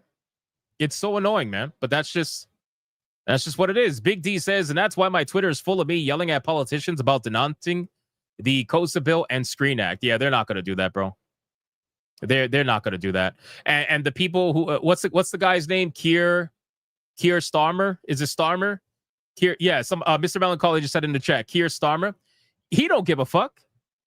You think these big politicians care, bro? They have all the funds, all the security, all the government behind them. They don't care. They're not affected like regular everyday people that are getting their identity stolen, that are getting their credit card information stolen, that are getting all kinds of fucking nonsense. Like, they don't care. So in any case, that's what's going to happen. Information is going to be sold, and it's unbelievable. And Discord, nothing's going to happen to Discord. They're not going to be held responsible. And I think that's the most frustrating thing about all this. They're not going to be held responsible. I don't care how little or how much information was stolen. The truth is that some information was stolen, right? Obviously, how many users does Discord have, right? So users, let me see. How many users does Discord have? Okay, let's see.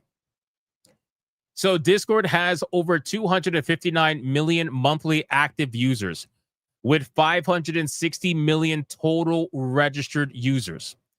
So out of the 560 million total registered users, 70,000 government IDs got taken.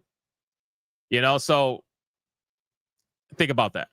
It's unbelievable. It really is. Anyway, let's yeah, I agree, Death Star. If the leaks continue, and they will, the companies will eventually be held liable. I agree. They could probably hire this fucking hacker or this hacker group. They could hire this hacker group and show them how to run proper security, but they won't do that. They won't do that. Okay, let's get into the next topic, boys. Where are we at? Let's X this out. Speaking of craziness, check this out. So Epic, apparently, is going to be suing Fortnite botters who apparently filled their own maps with clankers and made off with tens of thousands of dollars. Want the money back and a lifetime ban on the pair ever creating accounts again. Insane. So two people took a look at the situation with Epic. Oh, let me scroll up. Fortnite has for many years hosted user-created experiences called Islands, providing a suite of tools to make their creation as easy as possible. And then they pay out money to the creators of the most popular maps. There are various metrics to determine payouts: session length, player count, and whether players go on to buy anything. This isn't chump change either. Epic says it pays out millions of dollars every year to community creators. So two people took a look at the situation and came up with a plan. Build some experiences, juice the player numbers through the roof with bots, and then sit back and profit. And that's what Epic alleges in a new filing in Michigan against Idris Nadi and Ayoub Nasir. Of course. The names make so much sense. First spotted by Polygon, who says it created over 20,000 bots to play their own creations between December 2024 and February 2025. Epic says that the maps created by the pair did have real players, but it believes between 88% and 99% of the engagement in these maps were fake. Defendants programmed the bot accounts to engage with defendants who own Fortnite Islands by using a cloud gaming service that allows users to play video games like Fortnite remotely. Reads the filing. Defendants work together to create multiple islands in an attempt to disguise their scheme by spreading the fake engagement across multiple developer accounts and islands. Epic says the pair made tens of thousands of dollars through the practice, but once Epic noticed something funky and stopped payments, the bots all suddenly disappeared. Epic at this point told the pair to stop playing Fortnite and to destroy all copies of the game in their possession, which they did not, and is one of the reasons they have reached this stage of the lawsuit.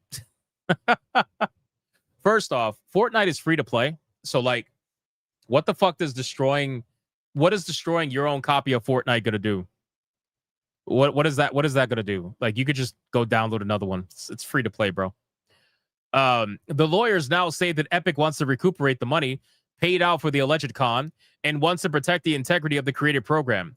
Developers trust that the time spent creating islands will be rewarded in accordance with the engagement program, payout terms, and based on how real players engage with the islands. Defendants' conduct undermines Epic's relationship with developers, however, depriving legitimate developers of the full share of funds that they say that they otherwise would have received and eroding the trust Epic has built with them personally. So I think it's safe to say that I don't think they're going to get the money. Personally, I could be wrong, but I don't think they're going to get the money. I think at this point, it's going to be similar to like the Nintendo lawsuit that we talked about yesterday, where Nintendo's suing for like over $4.5 million. Like, bro, you're going to be lucky if you're going to get $100 and some curry. Like, seriously, like you're not going to get shit, my guy. You're not going to get shit. Also, I find it ironic that Epic Games of all companies is trying to talk about player trusts and all this. Like, come on, guys. You're the ones who ban people for hate speech, for whatever speech you don't agree with. And then you're the first ones when it came to Charlie Kirk, you're like, but our freedom of speech. Like, that's really ironic. That's really ironic. In any case, so I found this to be funny. And considering we just talked about Nintendo suing for $4.5 million, I was like, this is interesting. Let's talk about that. So let's X this out. Keep going. We covered Expedition 33. Let me see. Here we go. Really fast story. If you guys remember the ZeniMax MMO project that got canceled, Project Blackbird. Well, apparently the developers of that canceled MMO RPG, bro, there has to be a grift here that I'm not understanding. Like, the ability to open a game studio must be so fucking easy. There must be an insane amount of government funding or something along those lines, because these things pop up like herpes. I'm not even kidding. But anyway, laid off developers of the canceled ZeniMax MMO project, Blackbird, have now formed a new studio with no outside investors and full creative control, and they're calling it Sackbird. Now, I'll admit, the name's pretty funny, okay? I'll admit the name's pretty funny. What's the chances of Sackbird being in Canada? Let's see. Let's see if it's in Canada. Under codename Project Blackbird. One has been in development since 2018. We already know that. Announced the formation of a new studio, cheekily named Sackbird, with no outside investors. After years in AAA, we want the freedom to take smart risks without waiting for a green light or chasing quarterly targets. We're fully employee-owned and funded, which means we only answer to people who are passionate about games. That is not going to work. That is not going to work. I hope people understand that. We had covered a studio. I forgot which one it was, but we covered a studio that tried to do exactly that. They tried to do employee-owned. Actually, was it Star Citizen? I don't know. I forgot which one it was, but basically the money was so mismanaged. Oh, I'm so stupid. It wasn't a game studio. I'm so sorry. It was Second Wind.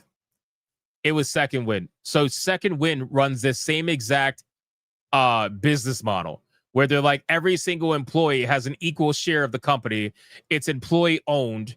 And then everybody found out that the company is losing like $30,000 a month because they're overpaying some of the higher ups, like Nick Calandra, who has to, in his words, maintain his lifestyle by being paid, what was it, like $8,000 a month or something like that? Or $10,000 a month? He had to maintain his lifestyle. But meanwhile, every other employee was getting basically fucked. Aside from the highest up one, who was what's his name? What's the guy that they all leech off of because he has like crazy amount of subscribers and a big fan community and all that stuff? Anyway, this whole employee nonsense, this employee run nonsense. Yeah, Yahtzee. There you go. Yahtzee. I'm sorry. Yahtzee is the one that basically gets paid the most. So Yahtzee gets paid like, I think $12,000 to $14,000 a month, and then Nick Calandra gets paid $8,000, and everybody else gets paid like $4,000 to $6,000 or something like that. So this whole like employee ran company bullshit, that never works. There's almost always going to be a situation where somebody is going to have to be held accountable for something, and you have to be able to point the finger at somebody responsible. And it becomes harder when everybody has supposedly an equal share, because then, coming to a decision about something is going to become difficult, especially when it's an equal amount. So we'll see. Sackbird is located in Baltimore, Maryland. Really? Baltimore, Maryland. I thought for sure that should be located in Canada, because Canada, these studios pop up like literally 10 times a month because they get insane amount of government funding. It's not even funny.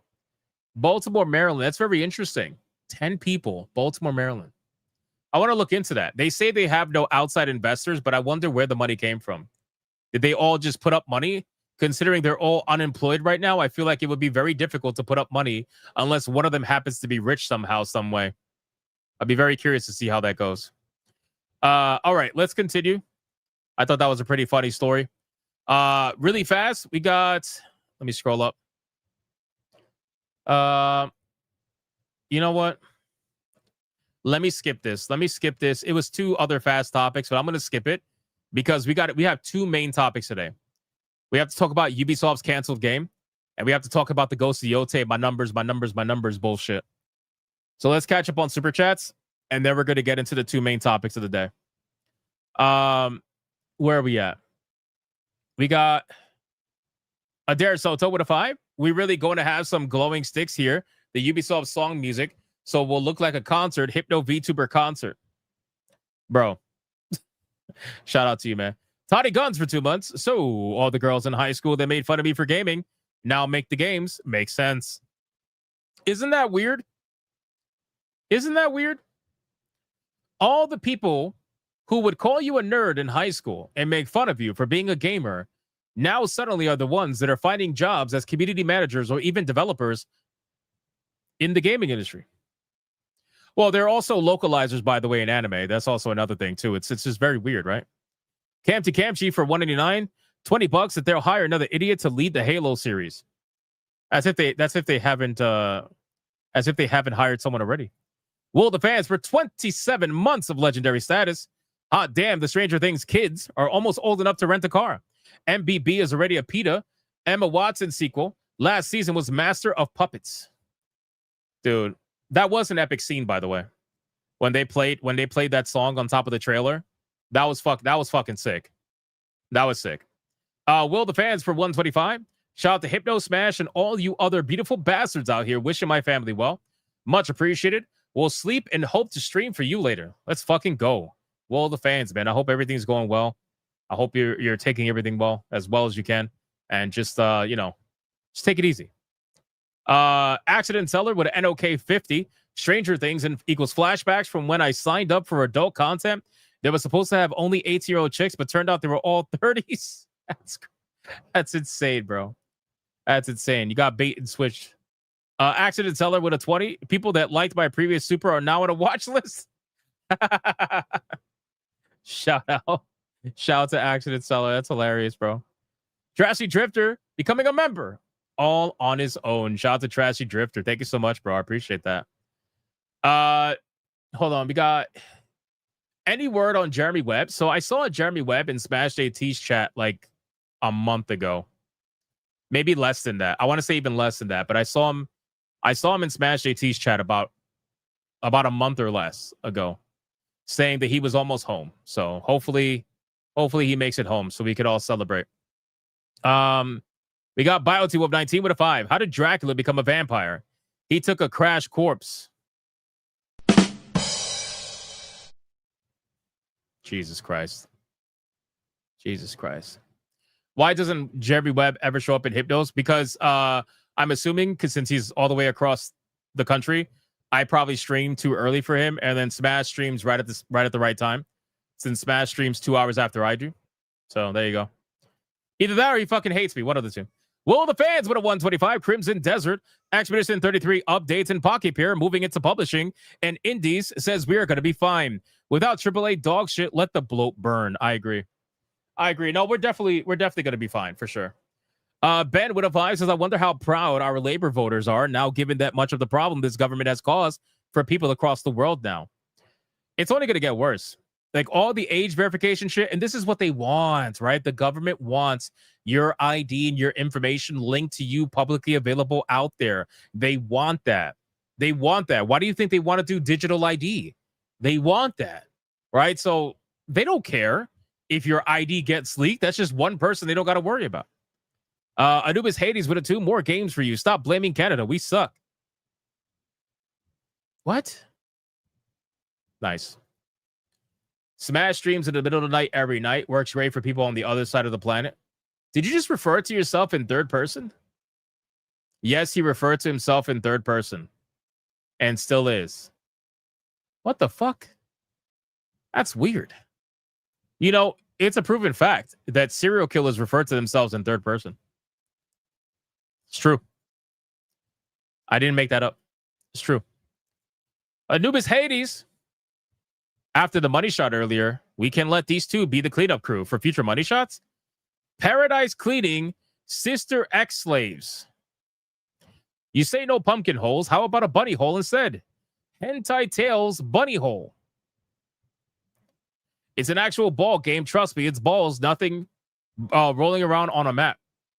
Play with my balls. Everyone loves a slave. Hope Kata's not in the room. Still, he may take offense, maybe. Hentai Tails Slave App, Arrogant Sisters.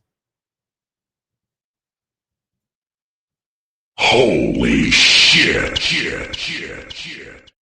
Shout out to Anubis Hades. That's absolutely insane, bro. Absolutely insane. Thank you so much. I appreciate that. And then we got Monkey Man 04 with a 2 says, fuck the Yankees. Let's fucking go. Shout out. And then Adair Sosa with a 5. Hey, Hypno, I found another game you might be interested in. It's called Frame Zero, 1 minute trailer. Frame Zero. I got to check that out, man. I got to check that out. Old Man Cad with a 5. Why did the boy get fired from his keyboard factory job? Because he was not doing enough shifts. Oh, my God. How does a computer get drunk? By taking screenshots. Oh, my.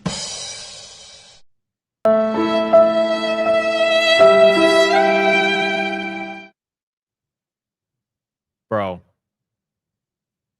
The keyboard one just killed me. He's not doing enough shifts, bro. Come on. What are we doing, bro? We just got another gifted game. Give me 1 second. Let me check it out. Hold on. Let's see if it's a troll or not. Shout out to Old Man Cat. Thank you, brother. I appreciate that. Where are we at? Let's see. Wait, what? Bro, Mr. fucking Rouge. That is unnecessary, dude.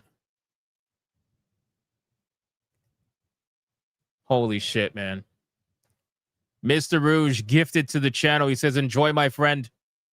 Crimson Desert, the deluxe edition. Bro, that is insanity.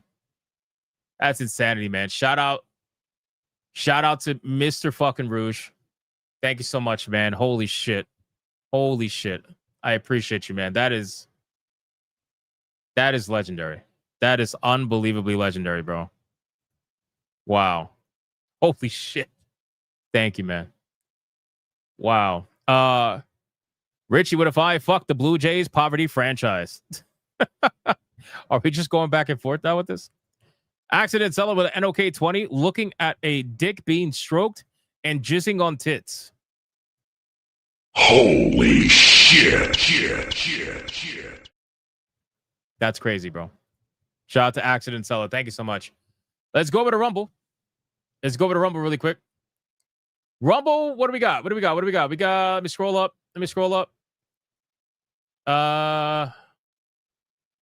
We have Torinol with $1. The girls from high school aren't making the games. They're teabagging them. That makes sense. Crash Collins with $1. How about an elf girl red boy video, please? Possible? Yeah, I mean, if we get red boys for that, sure. I don't mind it. I'll work on it. Anti-Federal's paying with $1. Nintendo is selling a game called Wukong Black Legend. No way. No way. And they're the ones that accuse other people of stealing their shit? No way, bro. But is it them who made it, or are they just selling it?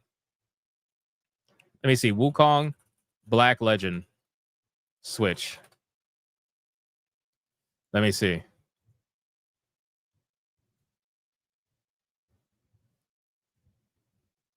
No way. Oh my God, bro.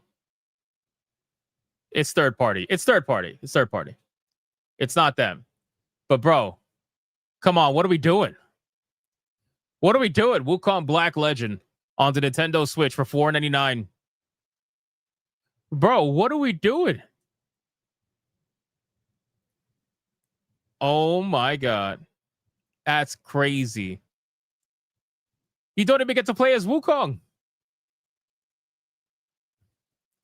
Talk about an acid flip. This is all like Unreal Engine 5 acid flip. This is crazy shit, bro. T for violence. That's crazy. All right. Well, there's that. That's a thing. That is a thing. That's a thing. Shout out to Anti-Federal Spain. Thank you, bro. That's crazy. Acid flip all day long, bro. All right, let's X this out. And hold on, we might have gotten another gifted game. Yes, we did. Yes, we did. From another legend, man. Mr. Rouge, number 1. Mr. 2, we got no hearts left. System Shock 2, 1999. It's about to get delisted on October 10th, 2025. The original version, not the remaster. Yeah, so I spoke about that on yesterday's stream. The good thing is that if you buy the remaster, it comes with the original version automatically in that particular game. So you can switch between the two. But I still implore people to get the original while they can, because you never know if they censor the original with the remaster. They might claim it's the same game, but they could have censored things. You never know. You never know. It's also on GOG, I believe. So that's a thing too.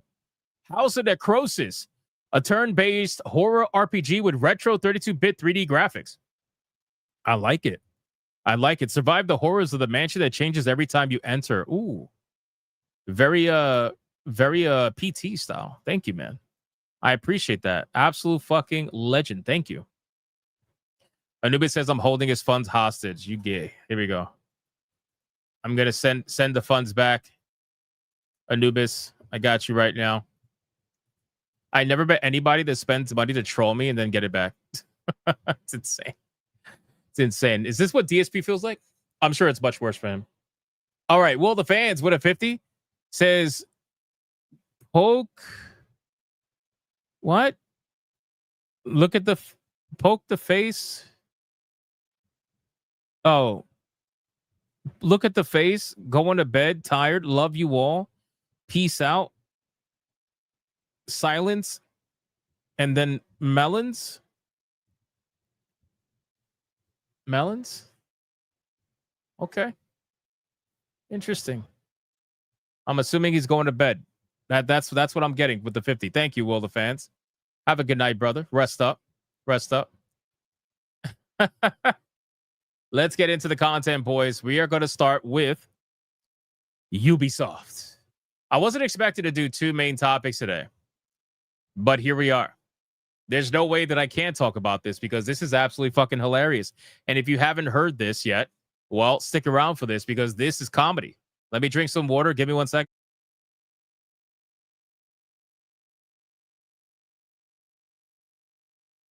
This is comedy. This is comedy. So, just to give you some context, we already knew that they were working, supposedly, it's been a rumor for a long time, that they were working on an Assassin's Creed game set in the American Civil War. We already knew this was going to be a thing. But apparently, they had other plans. They had Ubisoft plans, if you know what I'm talking about. So, their plan was to apparently introduce a black male lead assassin who was a former slave who was going to be assassinating people basically in the Civil War, all in the name of potentially social justice. So definitely would have been problematic, I would imagine. I mean, to be fair, the story premise could make sense because if it's the Civil War and he's a former slave, then okay, right? At least he was actually there, unlike Yasuke anyway. At least he was actually there. But I don't have faith that Ubisoft was actually going to pull this off. I don't have faith that they were going to be able to actually make an interesting story with a black male lead assassin. I just don't. I don't. So we're going to talk about it. We're going to talk about it and see what we got going on. Because to be honest with you, I saw this headline and I thought it was fake at first. And then I realized like, oh, interesting. Tire King says Yasuke wasn't there. Of course Yasuke was there. He just wasn't there the way that they said he was there. That's all. Ben with a $20 banger. That's the first 20 banger in a while. I got to play something worthwhile.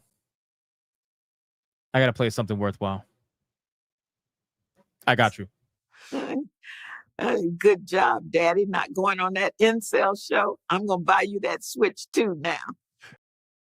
Hell yeah. Here we go! Mucha lucha, mucha lucha. It's the way of life. Mucha lucha. He says played a bunch of both 1999 and 2025 System Shock 2. Nice. Can tell you they redid some of the progression on decks 4 and 3. Beyond that, the game is functionally the same between the two. Only just reached the recreational deck, though. Okay, fair enough, Ben. The main concern would be whether or not... So, So the original System Shock before the remaster was offered with the remastered, so you can switch between the two and play whichever one you want to play. So the concern is that if both of them are in that one particular game, then if they want to censor the original, they potentially could, and there's nothing you could do about it because it's all technically one game.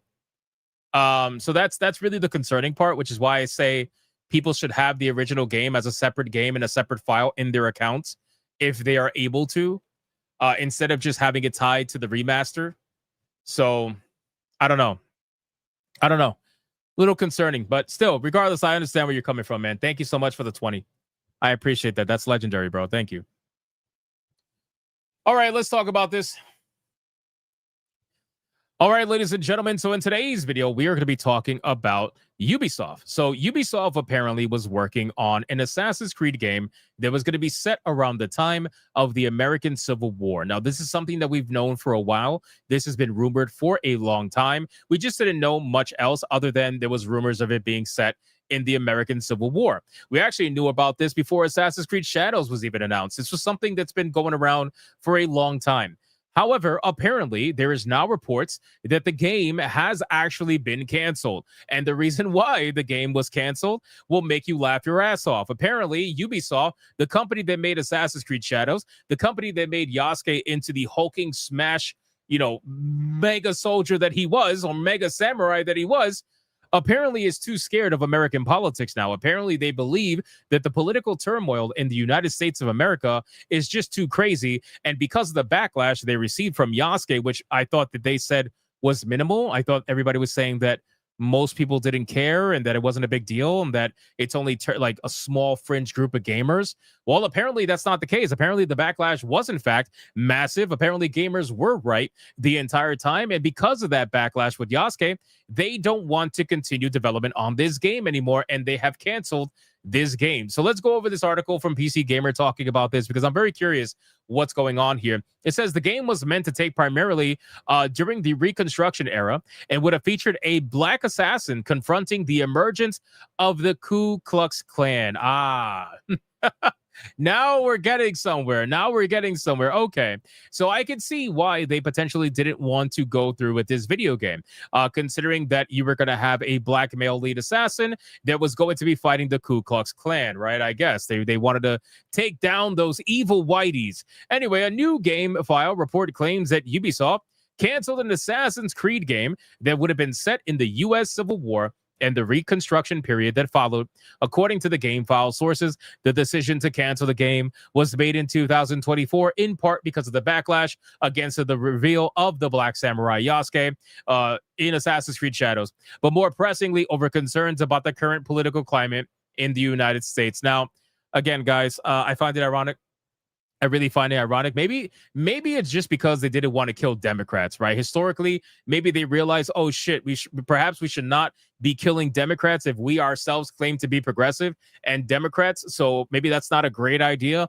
But yeah, they clearly were probably going to do this, and they probably designed this around the same time they designed Assassin's Creed Shadows. Keep in mind, Shadows was thought of as a concept and started production in 2020, which is the year of DEI, right? Everybody knows that in 2020, after what happened with George Floyd, every company and their mother started investing into diversity, equity, and inclusion. They started having DEI teams. They started having DEI officers. They started having DEI mandated reports. They started having all this nonsense in their companies. So I wouldn't be surprised if something like this was thought up around that time as well.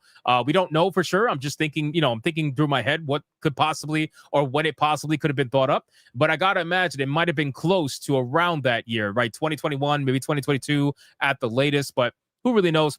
But again, the game was going to apparently tell the story of a formerly enslaved black man who, after moving west to start a new life, is recruited by the Assassin Brotherhood. Following that, he will return to the U.S. South, coming into conflict with groups including the emerging Ku Klux Klan, the white supremacist hate group that continues to operate today. Yeah, next thing you know, they're going to tell you the party switched. The game was in the concept phase and years away from release when the cancellation occurred, but work was reportedly underway on the game. I'm sure the developers over at Ubisoft must have had so much fun developing this game. Even if it was only at the concept, I'm sure they had a great time drawing up all those evil white supremacists. I'm sure they probably put Nazi symbols on their shoulders or something like that. I'm sure they even probably made them make references to Trump, even though Trump would have not been around that time. I'm sure they would have snuck that in at some point anyway. It's unbelievable. I honestly wish they came out with this game. I'm not lying to you. I feel like they should have came out with this game. I would have loved to see this go down. The headlines would have been amazing. This would have made content creators gain a minimum of 20,000 subscribers before the entire news cycle finished. I really do wish they came out with this, but that's okay anyway. Game file sources, all either current or former employees of Ubisoft, said the developers were enthusiastic about the game. You see, exactly. Of course they were. Of course they were enthusiastic. You mean to tell me that a bunch of progressive Democrats in these studios couldn't wait to make a video game talking about killing white supremacists? Of course they were excited. Why would anybody be shocked by that? Unironically ignoring the history of the Klan, but regardless, it is what it is. So apparently, which some had felt had the potential to make a positive social impact. Yeah, I'm sure that would have made a real positive social impact. But despite initially being approved by Ubisoft leadership, it was eventually decided that the subject matter was too controversial, especially now as the Trump administration makes moves to walk back civil. Oh my God, PC Gamer can't help themselves. PC Gamer cannot help themselves. They have to do it. They have to do it. The Trump administration makes moves to walk back civil rights legislation and restore honors and memorials to the Confederacy, which fought to maintain slavery during the American Civil War. One source said it was too political in a country too unstable to make it short. Guys, I got to tell you, man, it's amazing how they don't. You either don't read a history book, right? You don't care to read a history book, or maybe you're so inundated with social media content that is based around revising history to fit whatever social bullshit you want to fit. At the end of the day, man, you can have a problem with history, but you also have to confront it if you ever want to learn from it. You guys are so busy trying to either hide from it or revise it to fit your little bullshit narrative that you spend all this time doing that only to end up getting felted by it in the future anyway, because you repeat the same history, you repeat the same mistakes, you repeat the same nonsense, right? So in any case, while some of the game was meant to take place during the Civil War itself, the bulk of it would have been set during the Reconstruction era, the decade plus that immediately followed. While Reconstruction was intended to address matters like granting citizenship to former slaves and reintegrating former Confederate states into the restored United States, the process faced furious and often violent resistance from whites in the South, which ultimately undermined it. What kind of whites, by the way? What kind of whites? Reconstruction was formally ended in 1870. You notice how they don't tell you? They don't tell you which kind of white people were fighting against the Reconstruction. They don't tell you, right? They don't specifically tell you that Democrat white people were fighting against it. They only tell you it's whites. They don't tell you specifically what kind of whites. They also leave out the fact that there were white people that were fighting to free the slaves. So you had white people fighting to free the slaves. You had white people fighting to keep the slaves. But they don't tell you what kind of white people, because that would be a little bit problematic, right? That would be something that they don't necessarily want to talk about. History becomes a little bit problematic when you realize that you are on the same political party that had slaves in the past. But again, they're going to say, well, the party switched. Miss me with that bullshit. Anyway, it is, in other words, an interesting fraught topic in the U.S., a point driven home by the reaction to Yasuke in Assassin's Creed Shadows, which was ugly, to put it mildly. They don't realize, well, actually, they do realize, they're just being disingenuous about it. They don't realize, or they're being disingenuous, that it's not about, oh, it was a black person that was a lead. That's the problem, right? It was about the simple fact of you are taking a culture and a history, and you decided to look through the history of Japan to desperately find anybody that was remotely not Japanese as a samurai so that you can make your game with that particular samurai. That's the problem. You went and jumped through fucking hoops to ensure that the samurai in a game that showcases a samurai was not Japanese. You made sure of it because there was so many samurai that you could have based your story off of. You could have brought back any samurai in history. You could have brought them back to life and had your way with the game. But you were like, no, I need to find the one samurai that actually existed, right? Well, I'm sorry, not even a samurai. The one non-Japanese person that existed around the time of Oda Nobunaga that could have potentially been labeled as a samurai, but wasn't, obviously, according to the historical context. Again, I don't want to revise all this bullshit. All I want to say is that you went through hoops to ensure that that mission was fulfilled because you made up this concept in 2020 during the year where this shit was running rampant. Right. And the problem is that with video game cycles, they take so long for it to come out that by the time it came out, what you thought would have been a slam dunk idea, a black samurai being the lead of a Japanese Assassin's Creed game, you thought that was going to be a slam dunk. And then you ended up releasing it only for people to realize this is absolute trash because culture changed faster than you could develop the game. And by then, you already invested too much money. You couldn't change your mind. You couldn't go back. You couldn't backtrack. So this is what you thought was going to happen, but unfortunately, that's not what happened for you. It is, in other words, an intensely fraught topic. Again, ironically, the people who actually make those games seem less reticent about standing up for themselves and their hard work, but they're not the ones who make the final decision about what does get made and what doesn't get made. Even the CEO said in September 2024 that our goal is to not push any specific agenda, which we all know that's not true. Okay, we all know that's not true. Ubisoft's self-professed apolitical bent goes back much further than Assassin's Creed Shadows. Despite making games that look like from a distance like they might have something to say, Far Cry 5 leaps immediately to mind, but it's far from alone. Ubisoft has repeatedly insisted in the past that it does not make political video games, but there are limits to how long you can maintain that no politics facade, and making a game about a black assassin during Reconstruction would unavoidably be a way beyond them. Well, that's because we know it's bullshit. Even the journalists at PC Gamer know it's bullshit. Everybody knows Ubisoft being apolitical is a bullshit statement. Yeah, that is an absolute bullshit statement. Nobody's believing that in the slightest, right?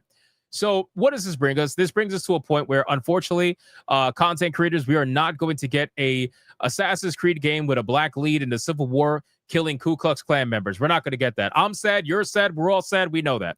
But truthfully, I feel like they should have made this game. I really do. I feel like they should have made this game, not even just for content purposes, but just because, listen, man, we already know that this is what you guys are about. So let's stop trying to pretend that this is not the case and just go all in with it. And let's see where the numbers fall. Right? Let's see where the numbers fall. You're going to release the game. We all know you would have released the game anyway. You would have said you had 5 million players engaged, and then you would have stopped talking about it, just like you did with Shadows. You never once released the numbers. You never once released the sales because we all know it didn't look good, just like what's happening with Ghost of Yotei right now. So we'll see what ends up happening with this. If any more information comes out about this, maybe there'll be some leaks with concept art, like what usually happens when games get canceled. But you guys let me know in the comments down below. Would you have liked to see an Assassin's Creed game in the Civil War with a black assassin lead killing Ku Klux Klan members? Would you have loved to see that? If you would have, let me know in the comments down below. And if you wouldn't have, also let me know. Thank you so much for watching this video. And if you enjoyed it, consider hitting that like and subscribe. And I'll see you guys on the next one. Unbelievable, boys. Wow, D-Mag says Harriet Tubman Creed. That's crazy. Harriet Tubman Creed is a crazy comedy. Holy shit. Bro. Holy shit. Harriet Tubman Creed. That's amazing. All right, I'm going to drink some water. We're going right into Ghost of Yotei. We're going right into it, boys. Right into it. Where are we at? Holy shit, man. This is just, wow. Has he responded? He still hasn't responded. Oh, my God. Still hasn't responded. All right, fair enough. Fair enough, man. Let's go into it. Let's go into it. Anubis says, so it's okay to push religion in the game, but not politics? I guess, according to Ubisoft. Again, nobody believes him. Nobody believes him. Stop lying. You didn't drink any water? I did. I did drink water. I did. What's wrong with water?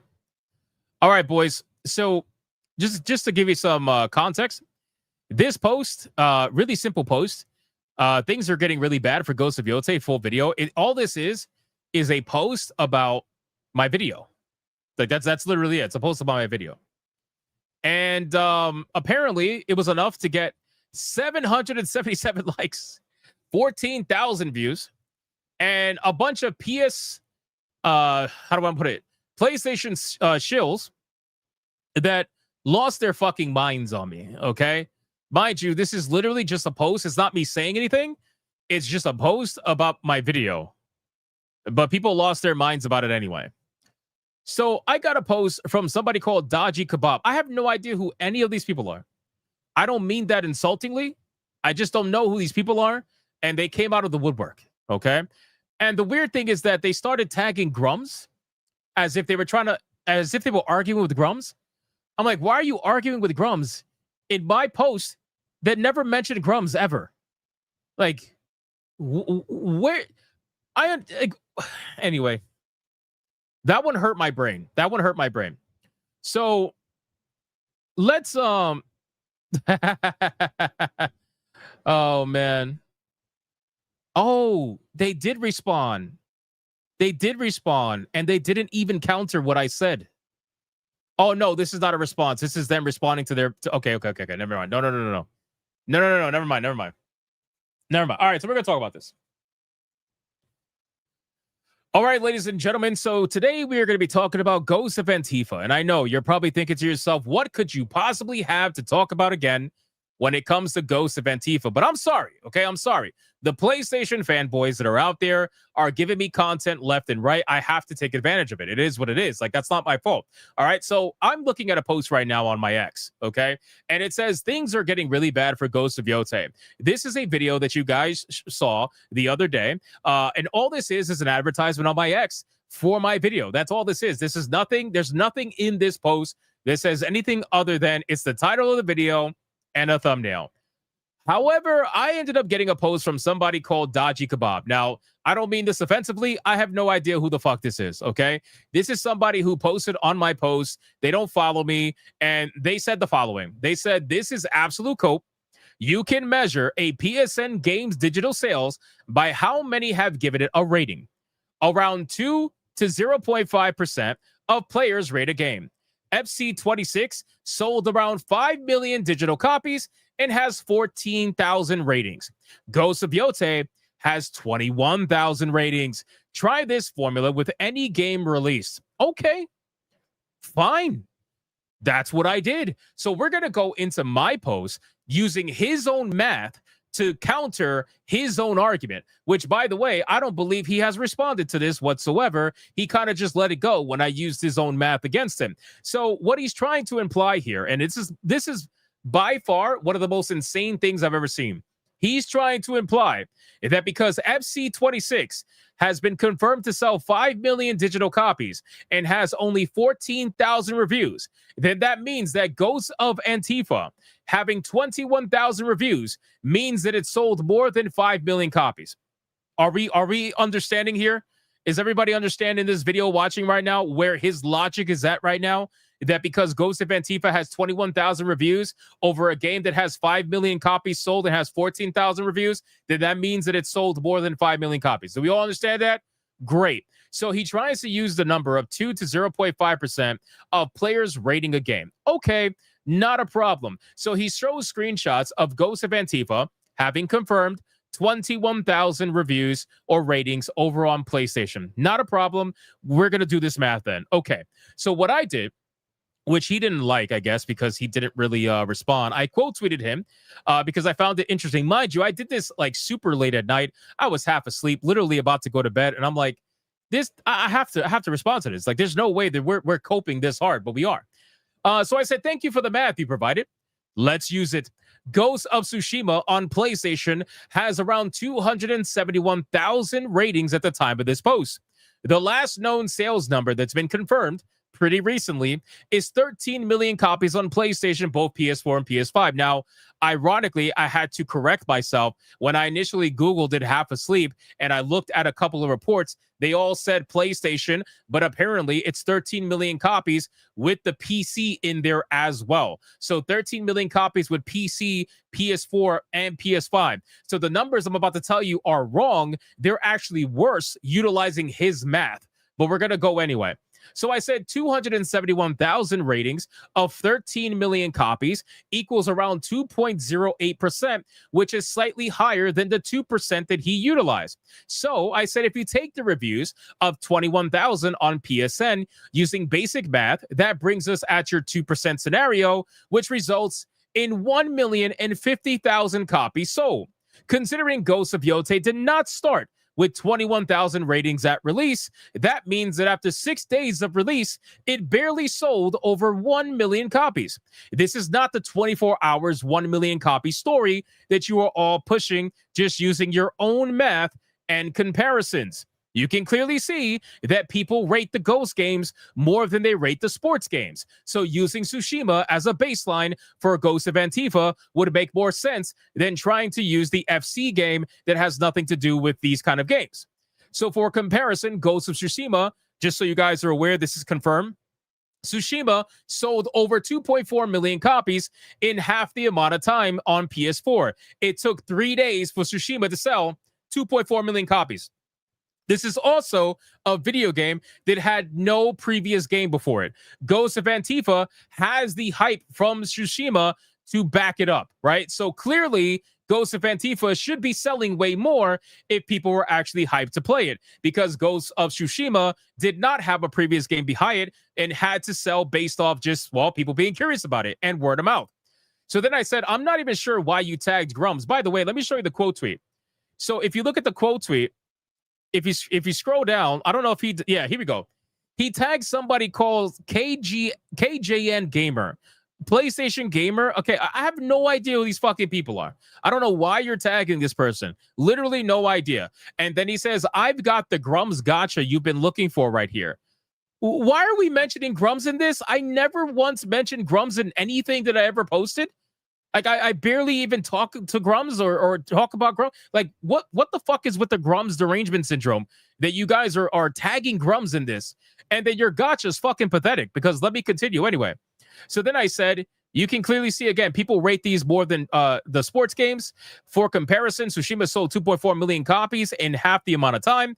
I'm not sure why you tagged Grums to gotcha him in a thread that he wasn't even in. I feel like that's really odd behavior. I can't wait for the goalpost to move. Your math was good for the gotcha, but now that it's been used against you to prove Yotei is actually a flop compared to Tsushima, I wonder where you will go next. Are you going to say that the PS4 had a bigger install base?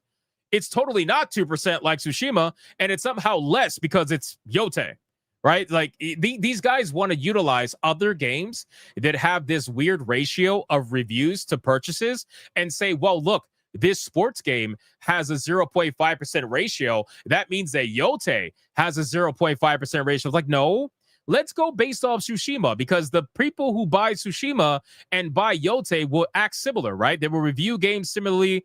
Let's go with Tsushima. Sounds like when you say cope, it's projection. Comparing apples to apples in combination of Sucker Punch's silence tells me everything I need to know about what's going on with this game. Again, these aren't my personal math stipulations. These are your math stipulations.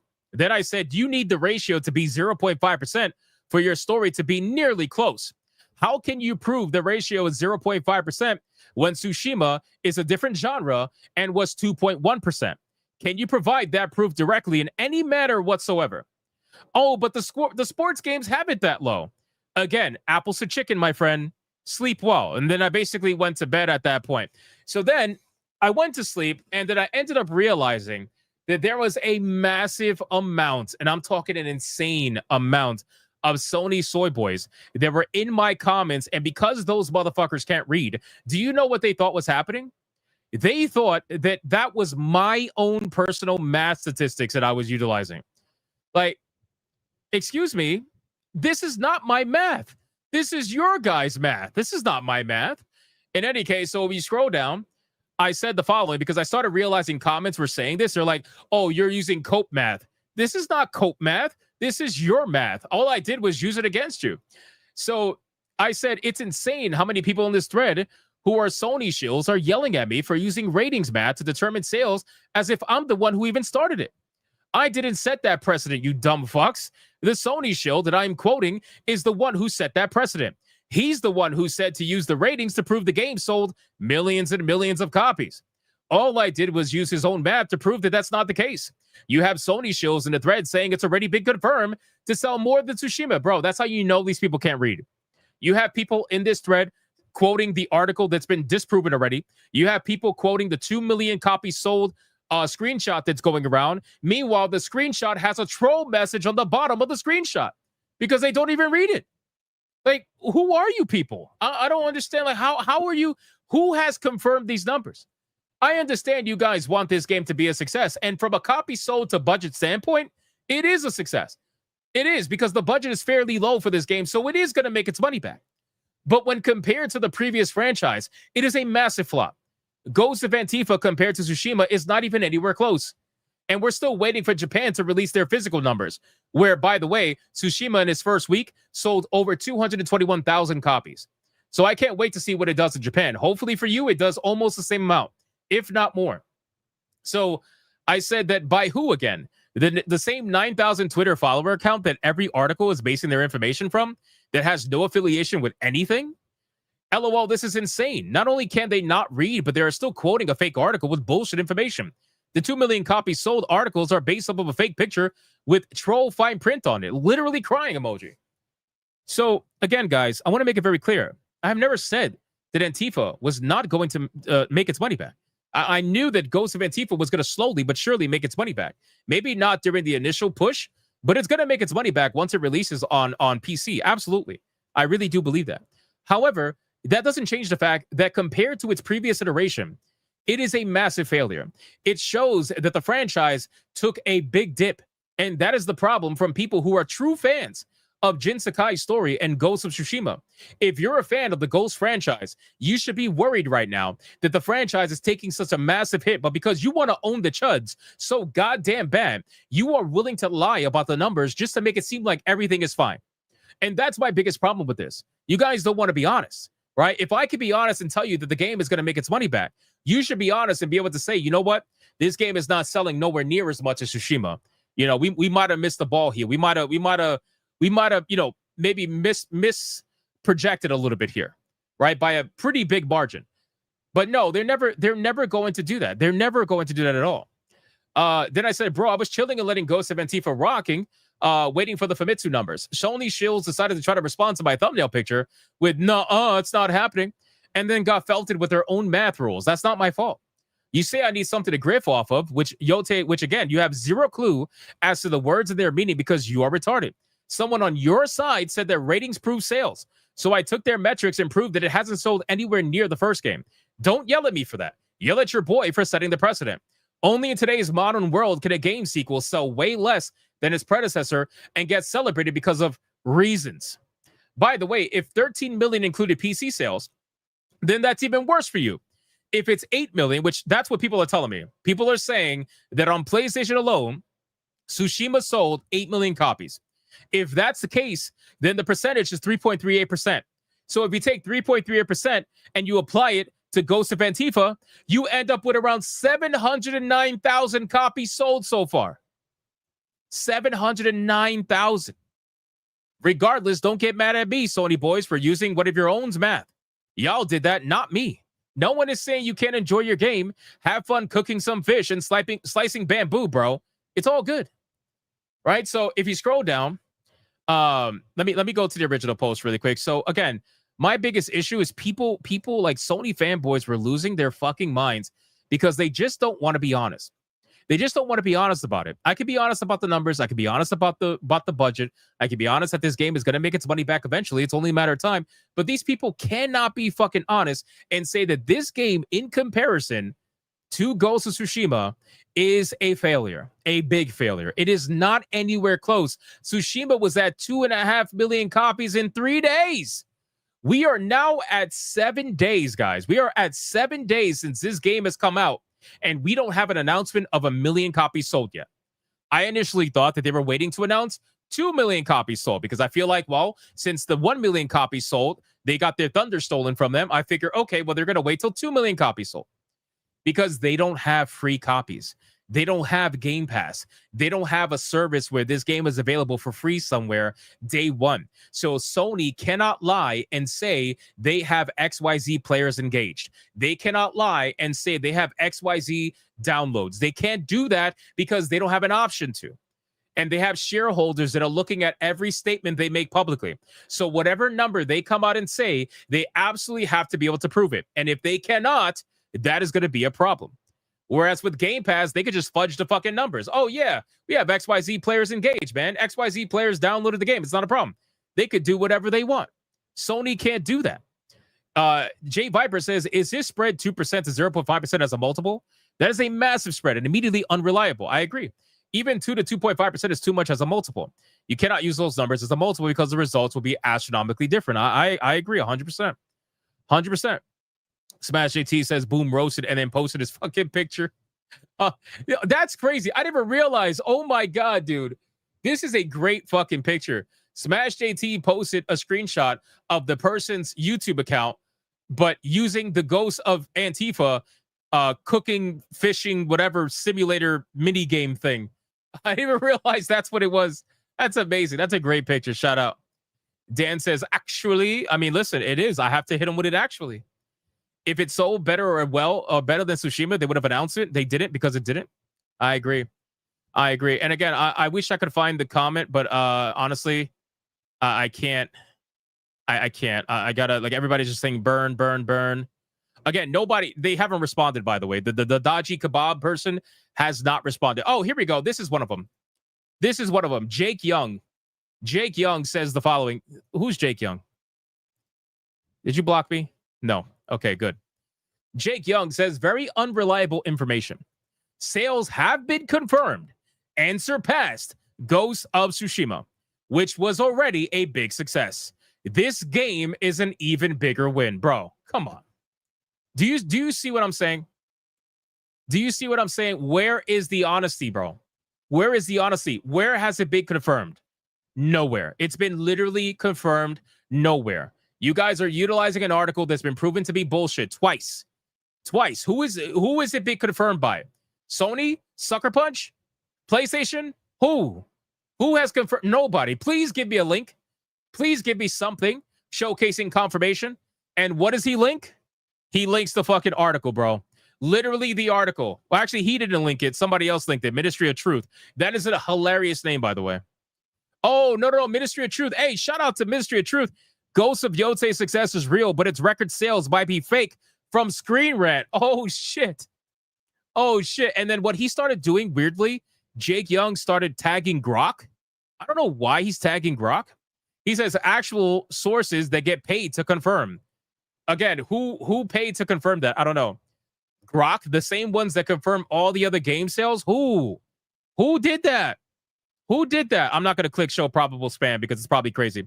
Anyway, so the point is, this post is absolutely insane. The Kebab did not respond whatsoever. Kebab did not respond. Look, this person says, when you have no life, clown. Oh, wow. I have no life for showcasing math that somebody else tried to use against me. Look at this. Numbnuts. Not everyone who buys the game goes on to put a rating score on PSN. Okay. I agree with you. So then why did your boy try to use ratings as a way to showcase sales? Again, I am not the one who fucking made the math. All I did was apply the math that he tried to use to Ghost of Antifa. And it shows a flop. I'm sorry. It shows a fucking flop. That's not my fault. That's your fault. You need to talk to your boy. Look at this. Z3 for Zephyr says, by using reviews as your metric for sales in the first 24 hours, you've completely invalidated your point. What point? What point? That's not my point. This is you. You guys cannot read. Why can't the Sony boys read? I don't understand. This is not my metrics. This is me using someone else's metrics against them. What are we doing here? He says, I ain't going to review a game as long as Ghost if I've had less than 24 hours to play it. After 6 days, the majority of people are not done playing it. Skull emoji. Bro, oh my God. You guys are real desperate for something to grift on about Yotei, huh? You're using how many people rated the game as a way to calculate revenue? Surely you're smart enough to see the big issue with that way of thinking, right? Yes, which is why I'm calling out your Sony soy boy that started these metrics in the first place. Yes, I do. My God, bro. Like how, like my brain is literally melting by reading these comments and seeing the Sony soy boys not even realizing that I am using math that was started and the precedent was set by their own people. It was set by their own Sony soy boy. Stop, Hypnotic. He's gone. He's already dead. Anyway, so listen, guys, this is a hilarious video. I had to showcase this. And I just want to make, for all the people who get to the end of the video, which is about 30% of you, but for the 30% of you that get to the end of the video, I just want to make everybody understand this is not my math, okay? This is my math in the sense that I did the math, but this is not my metrics. This is not my, this is not my precedent. I never once used ratings as a way to showcase sales. Okay, this is somebody called Dodgy Kebab that apparently represents you PlayStation people, okay, who apparently tagged some other PlayStation content creator trying to get him to dunk on Grums for whatever reason in my thread. I don't know. Like, he set this precedent. I use this math, and now it has seemingly upset a bunch of Sony soy boys that think I'm the one that made up the math, that I'm the one that made up the metrics. I didn't do that. One of your guys did that. Maybe you should talk to him. I don't really know what to tell you. So in any case, guys, you can let me know in the comments down below what you think about all this. Do you think that using ratings as a metric is a good way to judge sales? Do you think the numbers make sense or they don't make sense? Whatever it may be, leave your thoughts in the comments down below. Thank you so much for watching this video. And if you enjoyed it, consider hitting that like and subscribe. And I'll see you guys on the next one. He didn't respond. That tells me everything I need to know. It's crazy. He didn't respond. And guess what? Neither did Sucker Punch. Sucker Punch is quiet and the Sony boy is quiet. I guess they act the same. So I guess when I do the math, it's not fair. But when the Sony boys do the math, it is fair. I don't know, boys. See if his grok was proving you right. Oh, I don't know. Is it? Is it? That's a good question. Let me scroll down. Hold on. Let me scroll down. See if his grok was proving me right. I doubt it because Grok was sourcing the fake articles as true. So I don't think so. Yeah.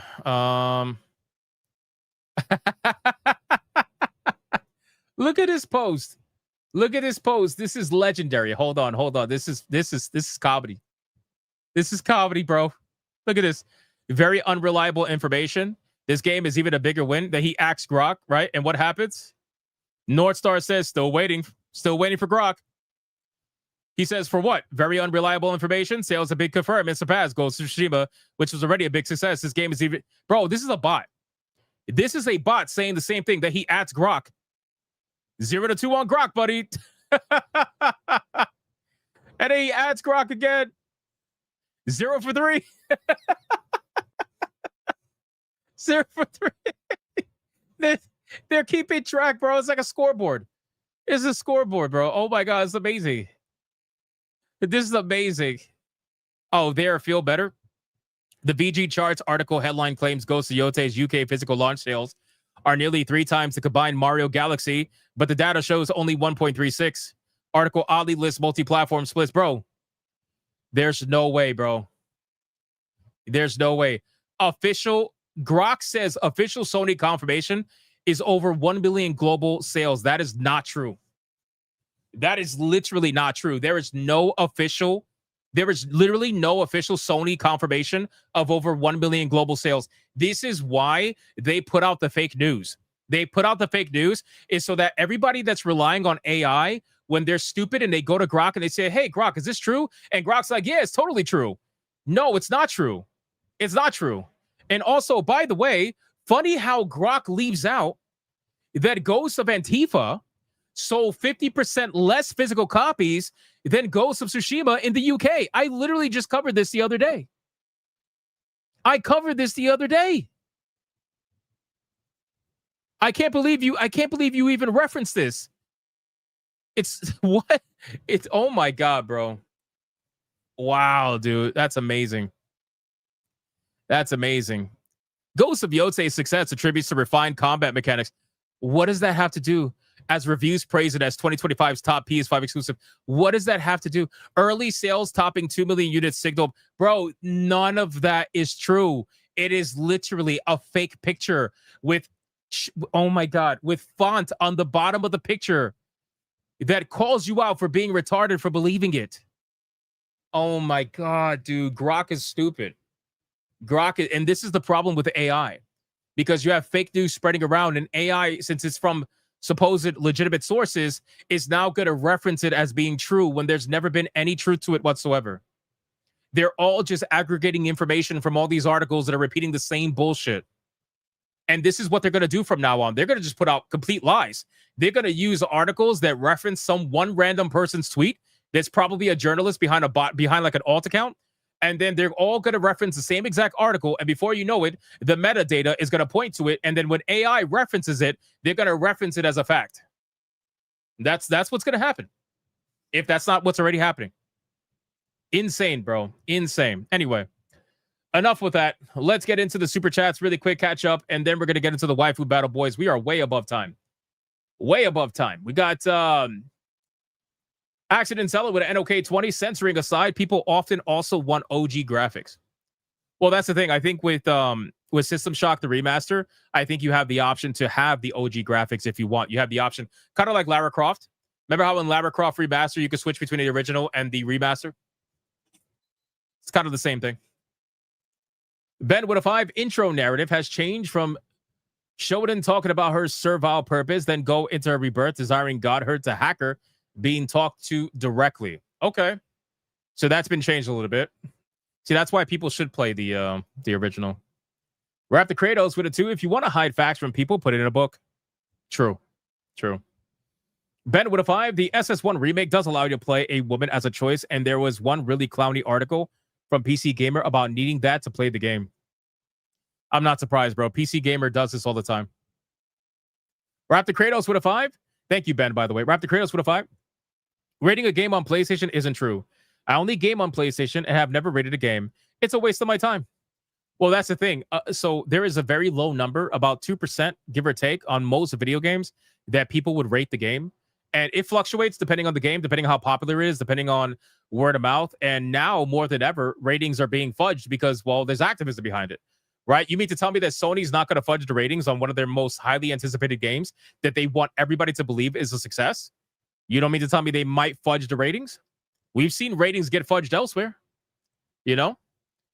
Paul Taylor, holy shit, bro. Paul Taylor dropping a $20. Here we go! Mucha lucha, mucha lucha. It's the way of life. Mucha lucha. Shout out to Paul Taylor, man, the silent protagonist. Thank you so much, man. I appreciate that. Legend. Monkey Man 04 with a 2. Why do people find the need to suck the cock of corporations? Yeah, I don't know. It's a thing, bro. It's a thing. Again, I try to be honest in a field of people who are not being honest, right? And then they're going to deflect, and they're gonna say, well, you're a grifter. It's the same thing they did to Charlie Kirk, right? They don't want to listen to what he's saying, so they call him a Nazi, so that eventually it can kind of devalue what he's saying. And then when they eventually kill him, everything's okay, right? It's like justified. They do the same thing to content creators they don't like. The shills, they do this all the time because they don't want you to be saying the things you're saying. They don't like the fact that what you're saying makes sense, which is why he didn't respond, by the way. They don't like that stuff. So they'll call you grifter.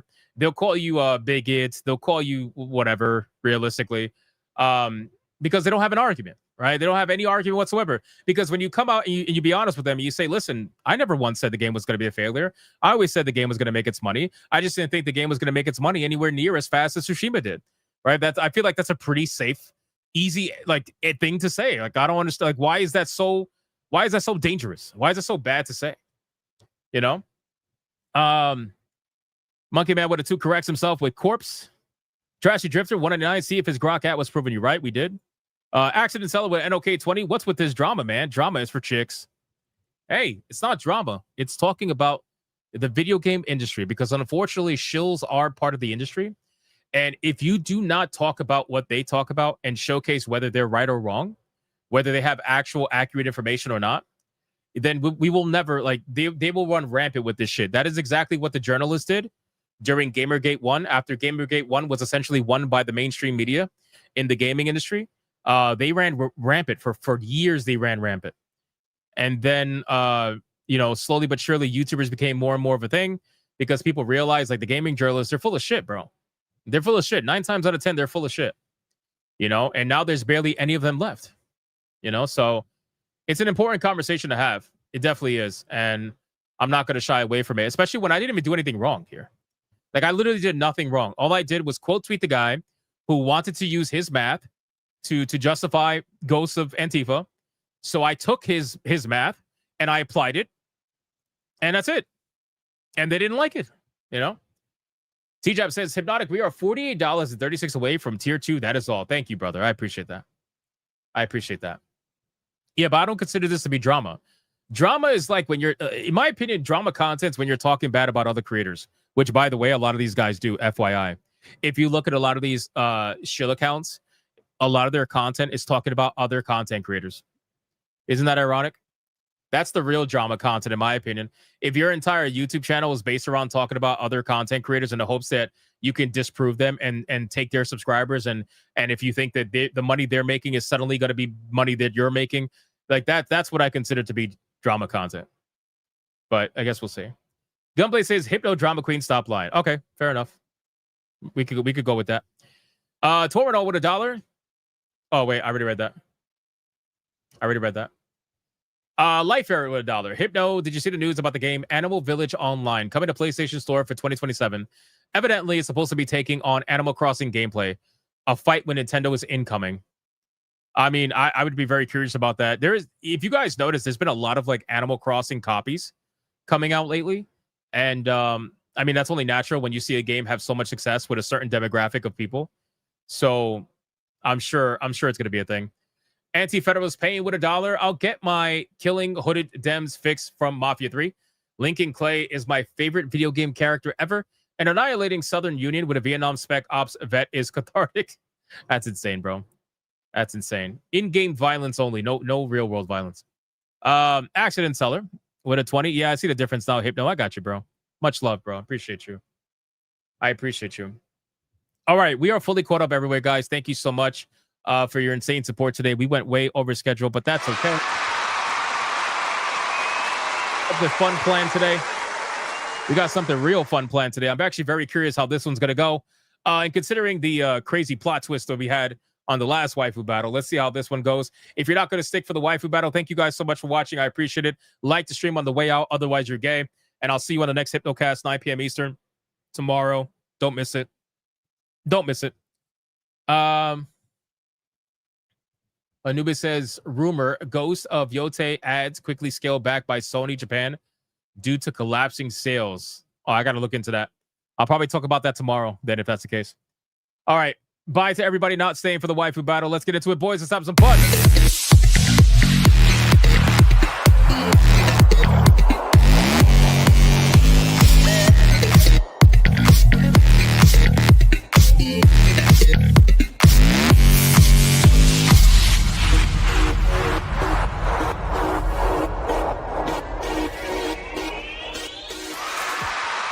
All right, boys, Waifu Battle is here.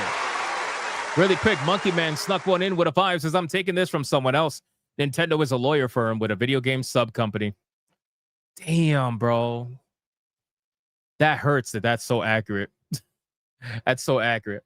All right, boys, listen. Shout out to everybody. Welcome again to the Waifu Battle, ladies and gentlemen. After yesterday's Waifu Battle, if you missed it, we had quite the upset. We had a chair shot that was heard all around the world that resulted in the waifu that was getting absolutely decimated up until the very last second. None other than Anja Woman being the Waifu Battle champion yet again.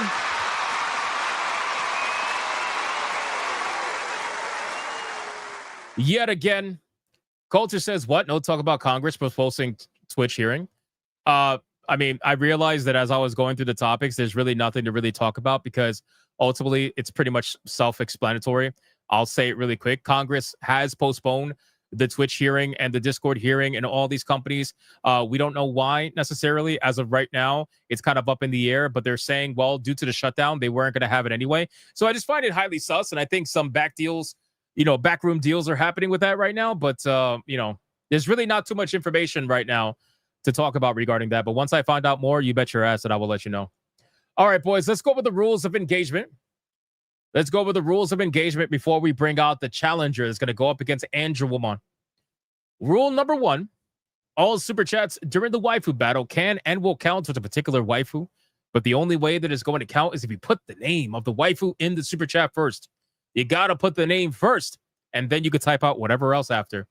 If you do not put the name of the waifu in the super chat first, then it will not count. It does not matter how big they are. If you super chat after the fact and you put the name of the waifu, you forgot to put the first time first, then I will make it count. Rule number 2, you can vote for any waifu regardless of who's on the screen. It doesn't matter. You can vote for the champion, who is Angelwoman, or you can vote for the challenger, who you're about to find out. It doesn't matter who's on screen at the time. Last but not least, after the second waifu comes off screen, I'm going to do a 30-second countdown. After that 30-second countdown, no more super chats are going to count. It does not matter how big they are. The last super chat that shows up on my screen will be the one that counts. So please, if you're going to vote, vote early and vote hard, ladies and gentlemen. Do we understand the rules?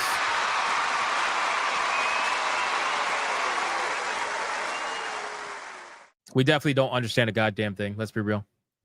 Let's be real. All right, boys, listen. So there's a certain theme that's going around, okay? A certain theme that's going around. And lately we've had some success and some quiet. So I'm testing the waters again. But considering we have Angelwoman, right, and what she represents, I figured that today's waifu battle should be the polar opposite. The challenger should be the opposite of what Angelwoman represents. And I thought of only one person that can fit that particular description.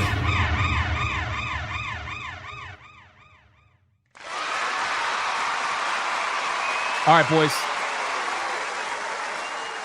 The challenger that's going to go up against Angelwoman is going to be none other than the one and the only Lilithmon from Digimon. Ladies and gentlemen, let's start the clock and let's see who is going to win. Is it going to be Angelwoman or is it going to be Lilithmon? Let me know in the comments down below. We got Deadeye's Lock with $1 immediately saying Angelwoman, and then he followed it up right after with a 2 for Lilithmon. So I feel like he realized he might have made a mistake. He might have made a mistake. Oh, man. That was hilarious, man. That was hilarious. Yeah, she might look a little different, but that's okay. It's more to showcase some features. You know what I mean? Crash Collins with a 2 over on Rumble says Lilithmon. Shout out. Shout out. Crash Collins. Matthew says 8-Bit Eric versus Alyssa for the Halloween waifu battle. That is nasty. That is nasty, and that will not be happening. Ever. Chaz says, damn you, Hypnotic. Why you put these waifus when I'm poor? Hey, man. I appreciate it regardless. Hanging out with us. Thank you so much. It's okay. It's okay. Reminds you of Lady Death a little? Fair enough. Ali Kusanagi with a $10 banger for Lilithmon and says that he is bricked in the chat. Shout out to Ali Kusanagi. Thank you so much for the 10, brother. I appreciate that. Torinol over on Rumble for Lilithmon says eyes are the window to the soul. You don't say. Thank you so much, Torinol. And then we got Toxin with a 269. Lilithmon, big baby oil, digititties for the win. Bro, I never heard the term digititties, and now I can't not say that. That is actually amazing. Digititties is amazing, bro. Invidious over on Rumble for a 5 says Angelwoman, she's so fly. Shout out to Invidious, man. Thank you for the 5. Appreciate that, bro. Appreciate that. We have a pretty close waifu battle right now. Pretty close. Not that drastic in either direction. So we're going to see how this goes. But so far, so good. D Draconic gives a membership over on Rumble. Thank you, sir. Thank you for the membership. I appreciate that. And then we got Accident Teller with an NOK20 says Lilithmon made this boy, aka Moy Jizz, his balls off. That's crazy shit, boy. He said Moy Jizz. Moy Jizz is wild, dude. Wild. Thank you so much. I appreciate that, man. Digititties. That's going to be a thing, boy. That's going to be a thing. Digititties. Beautiful Sexel says, I'm going to seat this one out because my nephew came in and got freaked out of the lewdness of the waifus. Yeah, this is not a stream for anybody under 18, man. Sorry. I appreciate it, though. I appreciate it. Turn off my stream. Turn off my stream. A lot of people voting for Lilithmon, but there are some people voting for Angelwomon. Still a possibility. Wait till you see her picture. Monkey Man 405 says Lilithmon, a goth mommy. Hell yeah. Hell yeah. Well, also considering all the goth like clips and stuff, you know, kind of makes sense. I thought Digimons were just dinos and birds. You thought wrong. You thought wrong. All right, boys. It's time to bring down Lilithmon. She did amazing so far, but it's still very close. Very close. It is time to now bring out the Waifu Battle champion, who is none other than the one and the only Angelwomon, ladies and gentlemen. Let's start the clock and let's see who is going to win. Is it going to be Angelwomon or is it going to be Lilithmon? Make your choice. Remember, Angelwomon was losing by a 95% ratio yesterday, and then a chair shot made her the winner. So I would be very careful if I were you. We got Monkey Man. I already read that one.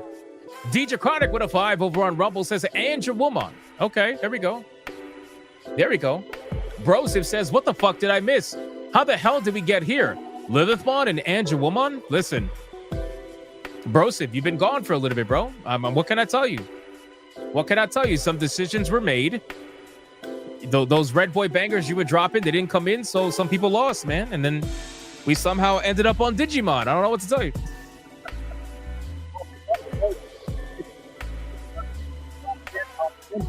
I appreciate that. Yeah, we're currently having a Digimon battle. I guess it's because of Digimon Story Time, Stranger. Probably, if I had to guess. It could be anybody's game right now. The Waifu Battle is unbelievably close. Angelwomon is going on a little bit of a Waifu Battle streak right now. So let's see how this ends up. But if she does not get saved, she will be the loser here.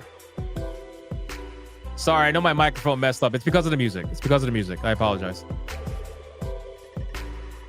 StreamYards does not like when I talk with the music. I lowered the music a little bit just so I can talk and not get messed with a little bit. Careful of getting comfortable. Yes, people need to be careful of getting comfortable because, like I said, Angelwomon won with a chair shot yesterday. And she was getting destroyed. Literally destroyed. She was losing 95%. Almost nobody was voting for Angelwomon. Like, they're not voting for her now, for the most part.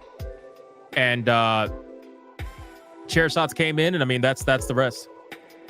Drasty Drifter says this is a hard choice. It is a hard choice. They're polar opposites. They're polar opposites. Sonia says, rude, she is no loser. It's okay, Sonia. Pandanotic says Panda. I swear to God, Pandanotic, if I put a Panda in the Waifu Battle and I don't see like a massive Red Boy hyperbanger for Panda, I'm going to be highly upset. I'm going to be highly upset. Toxin says, I'm a hard choice. Oh my God. Oh my God. NVIDIA says StreamYards makes you sound like you're under a stream for several yards. I see what you did there. I see what you did there. Very nice. Very nice. Hypnotic is gay. Yep. Very nice. Wow, not a single vote or like any, like very little votes right now. We're going to have to ban Digimon. Accident Seller with an NOK20 says that Angelwomon got some nice calcium cannons too, though. True. True. We're also not at tier 2, which is problematic, but I'm not worried about that right now. Brosip says, oh my God, Digimon waifus? Put Zephyrmon in the next battle. Fuck the both of these waifus. Yo, I mean, at this point, since nobody voting for any of these waifus, really, I might have to just nuke it together. Just nuke it all and go back to standard waifus. Final Twin is nowhere in sight. Well, this is your opportunity then. All right, boys. Angelwomon's coming off screen. And now it's time to do the final countdown. Who is going to win? Let's find out. 5, 4, 3, 2, 1, go.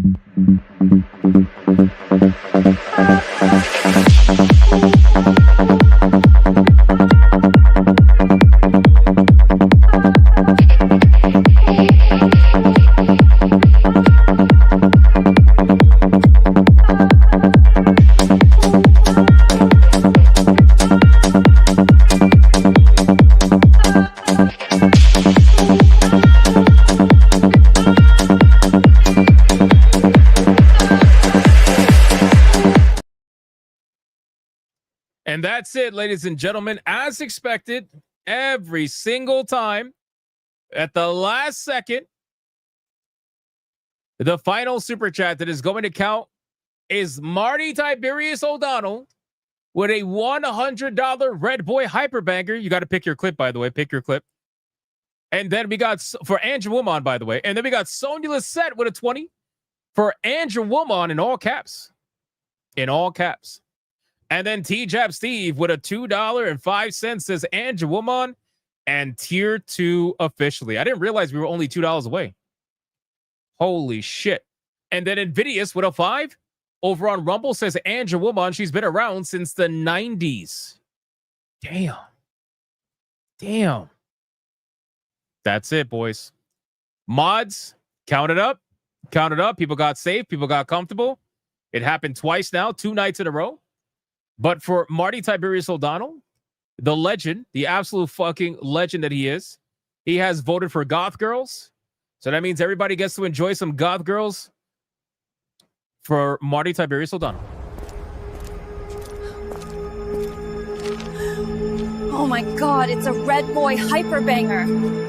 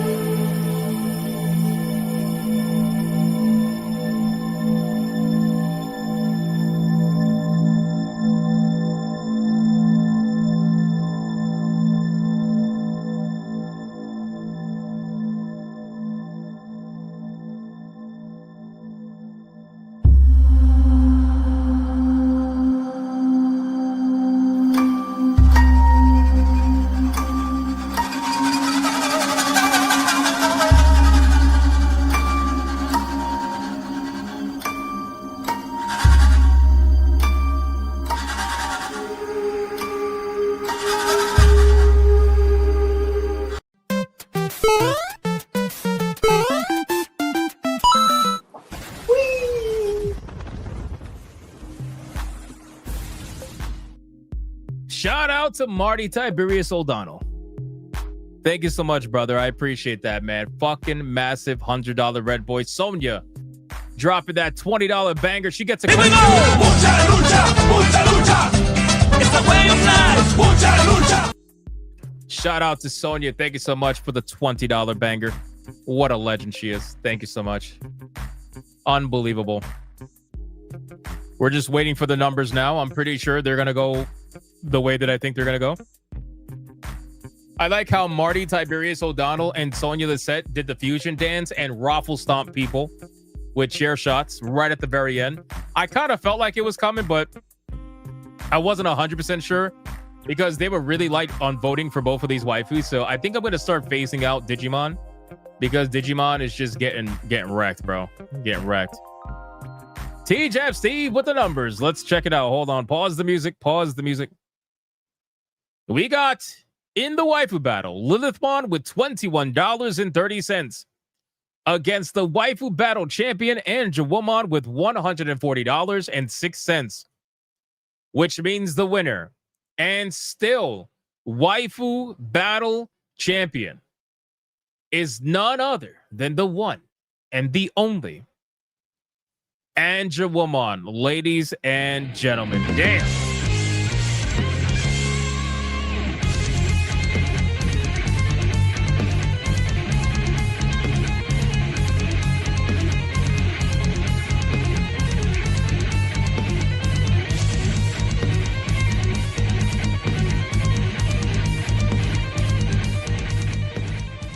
I haven't seen a waifu have this kind of a streak in a while, man. I'm getting a little concerned. We're gonna have to put her against a non-Digimon waifu to see what happens. But let's do it one more time.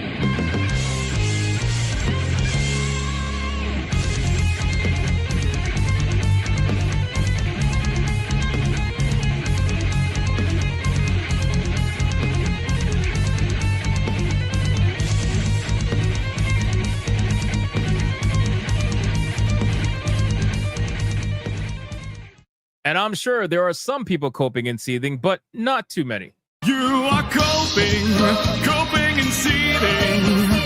You just can't accept what you're seeing.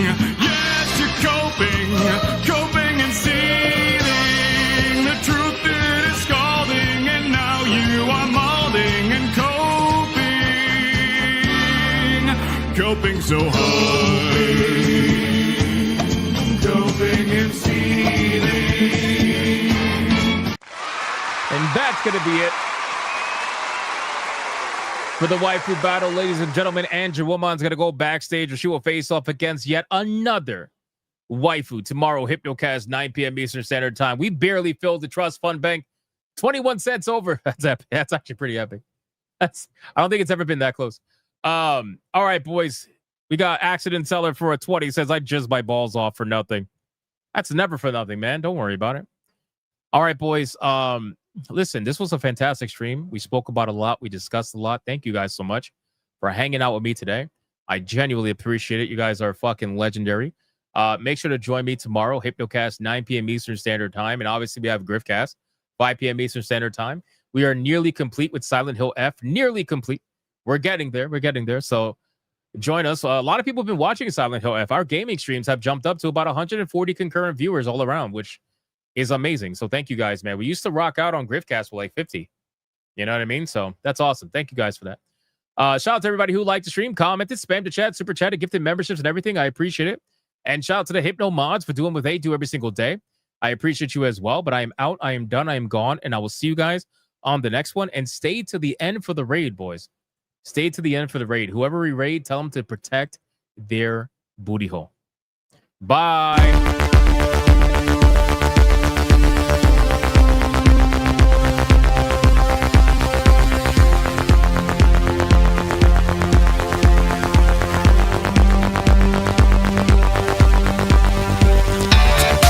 I am not gay.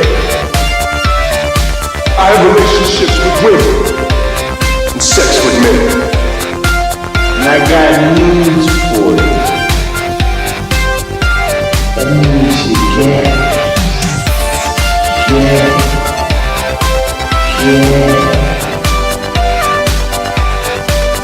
Poor kids are just as bright and just as talented as white kids.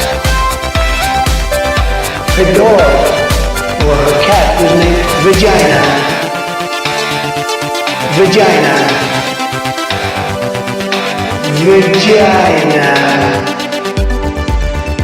Put a ticket in, make her gay.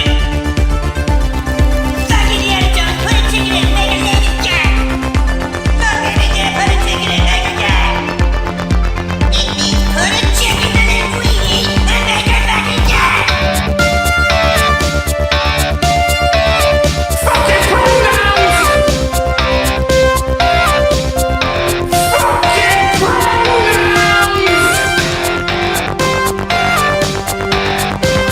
Fucking gender ambiguity! Fucking current day Californian shit! Cause that's all we fucking know! Cause we're boring! We're so fucking boring!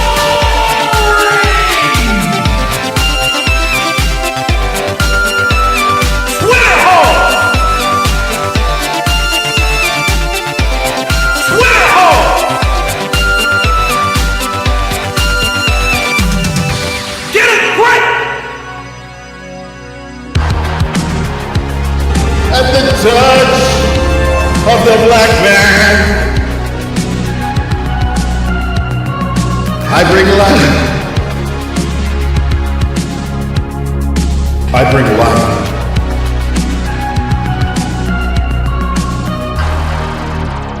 I bring life.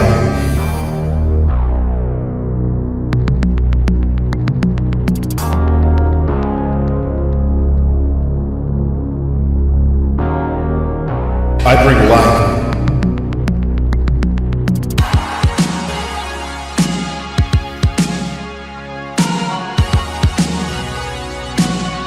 I bring life.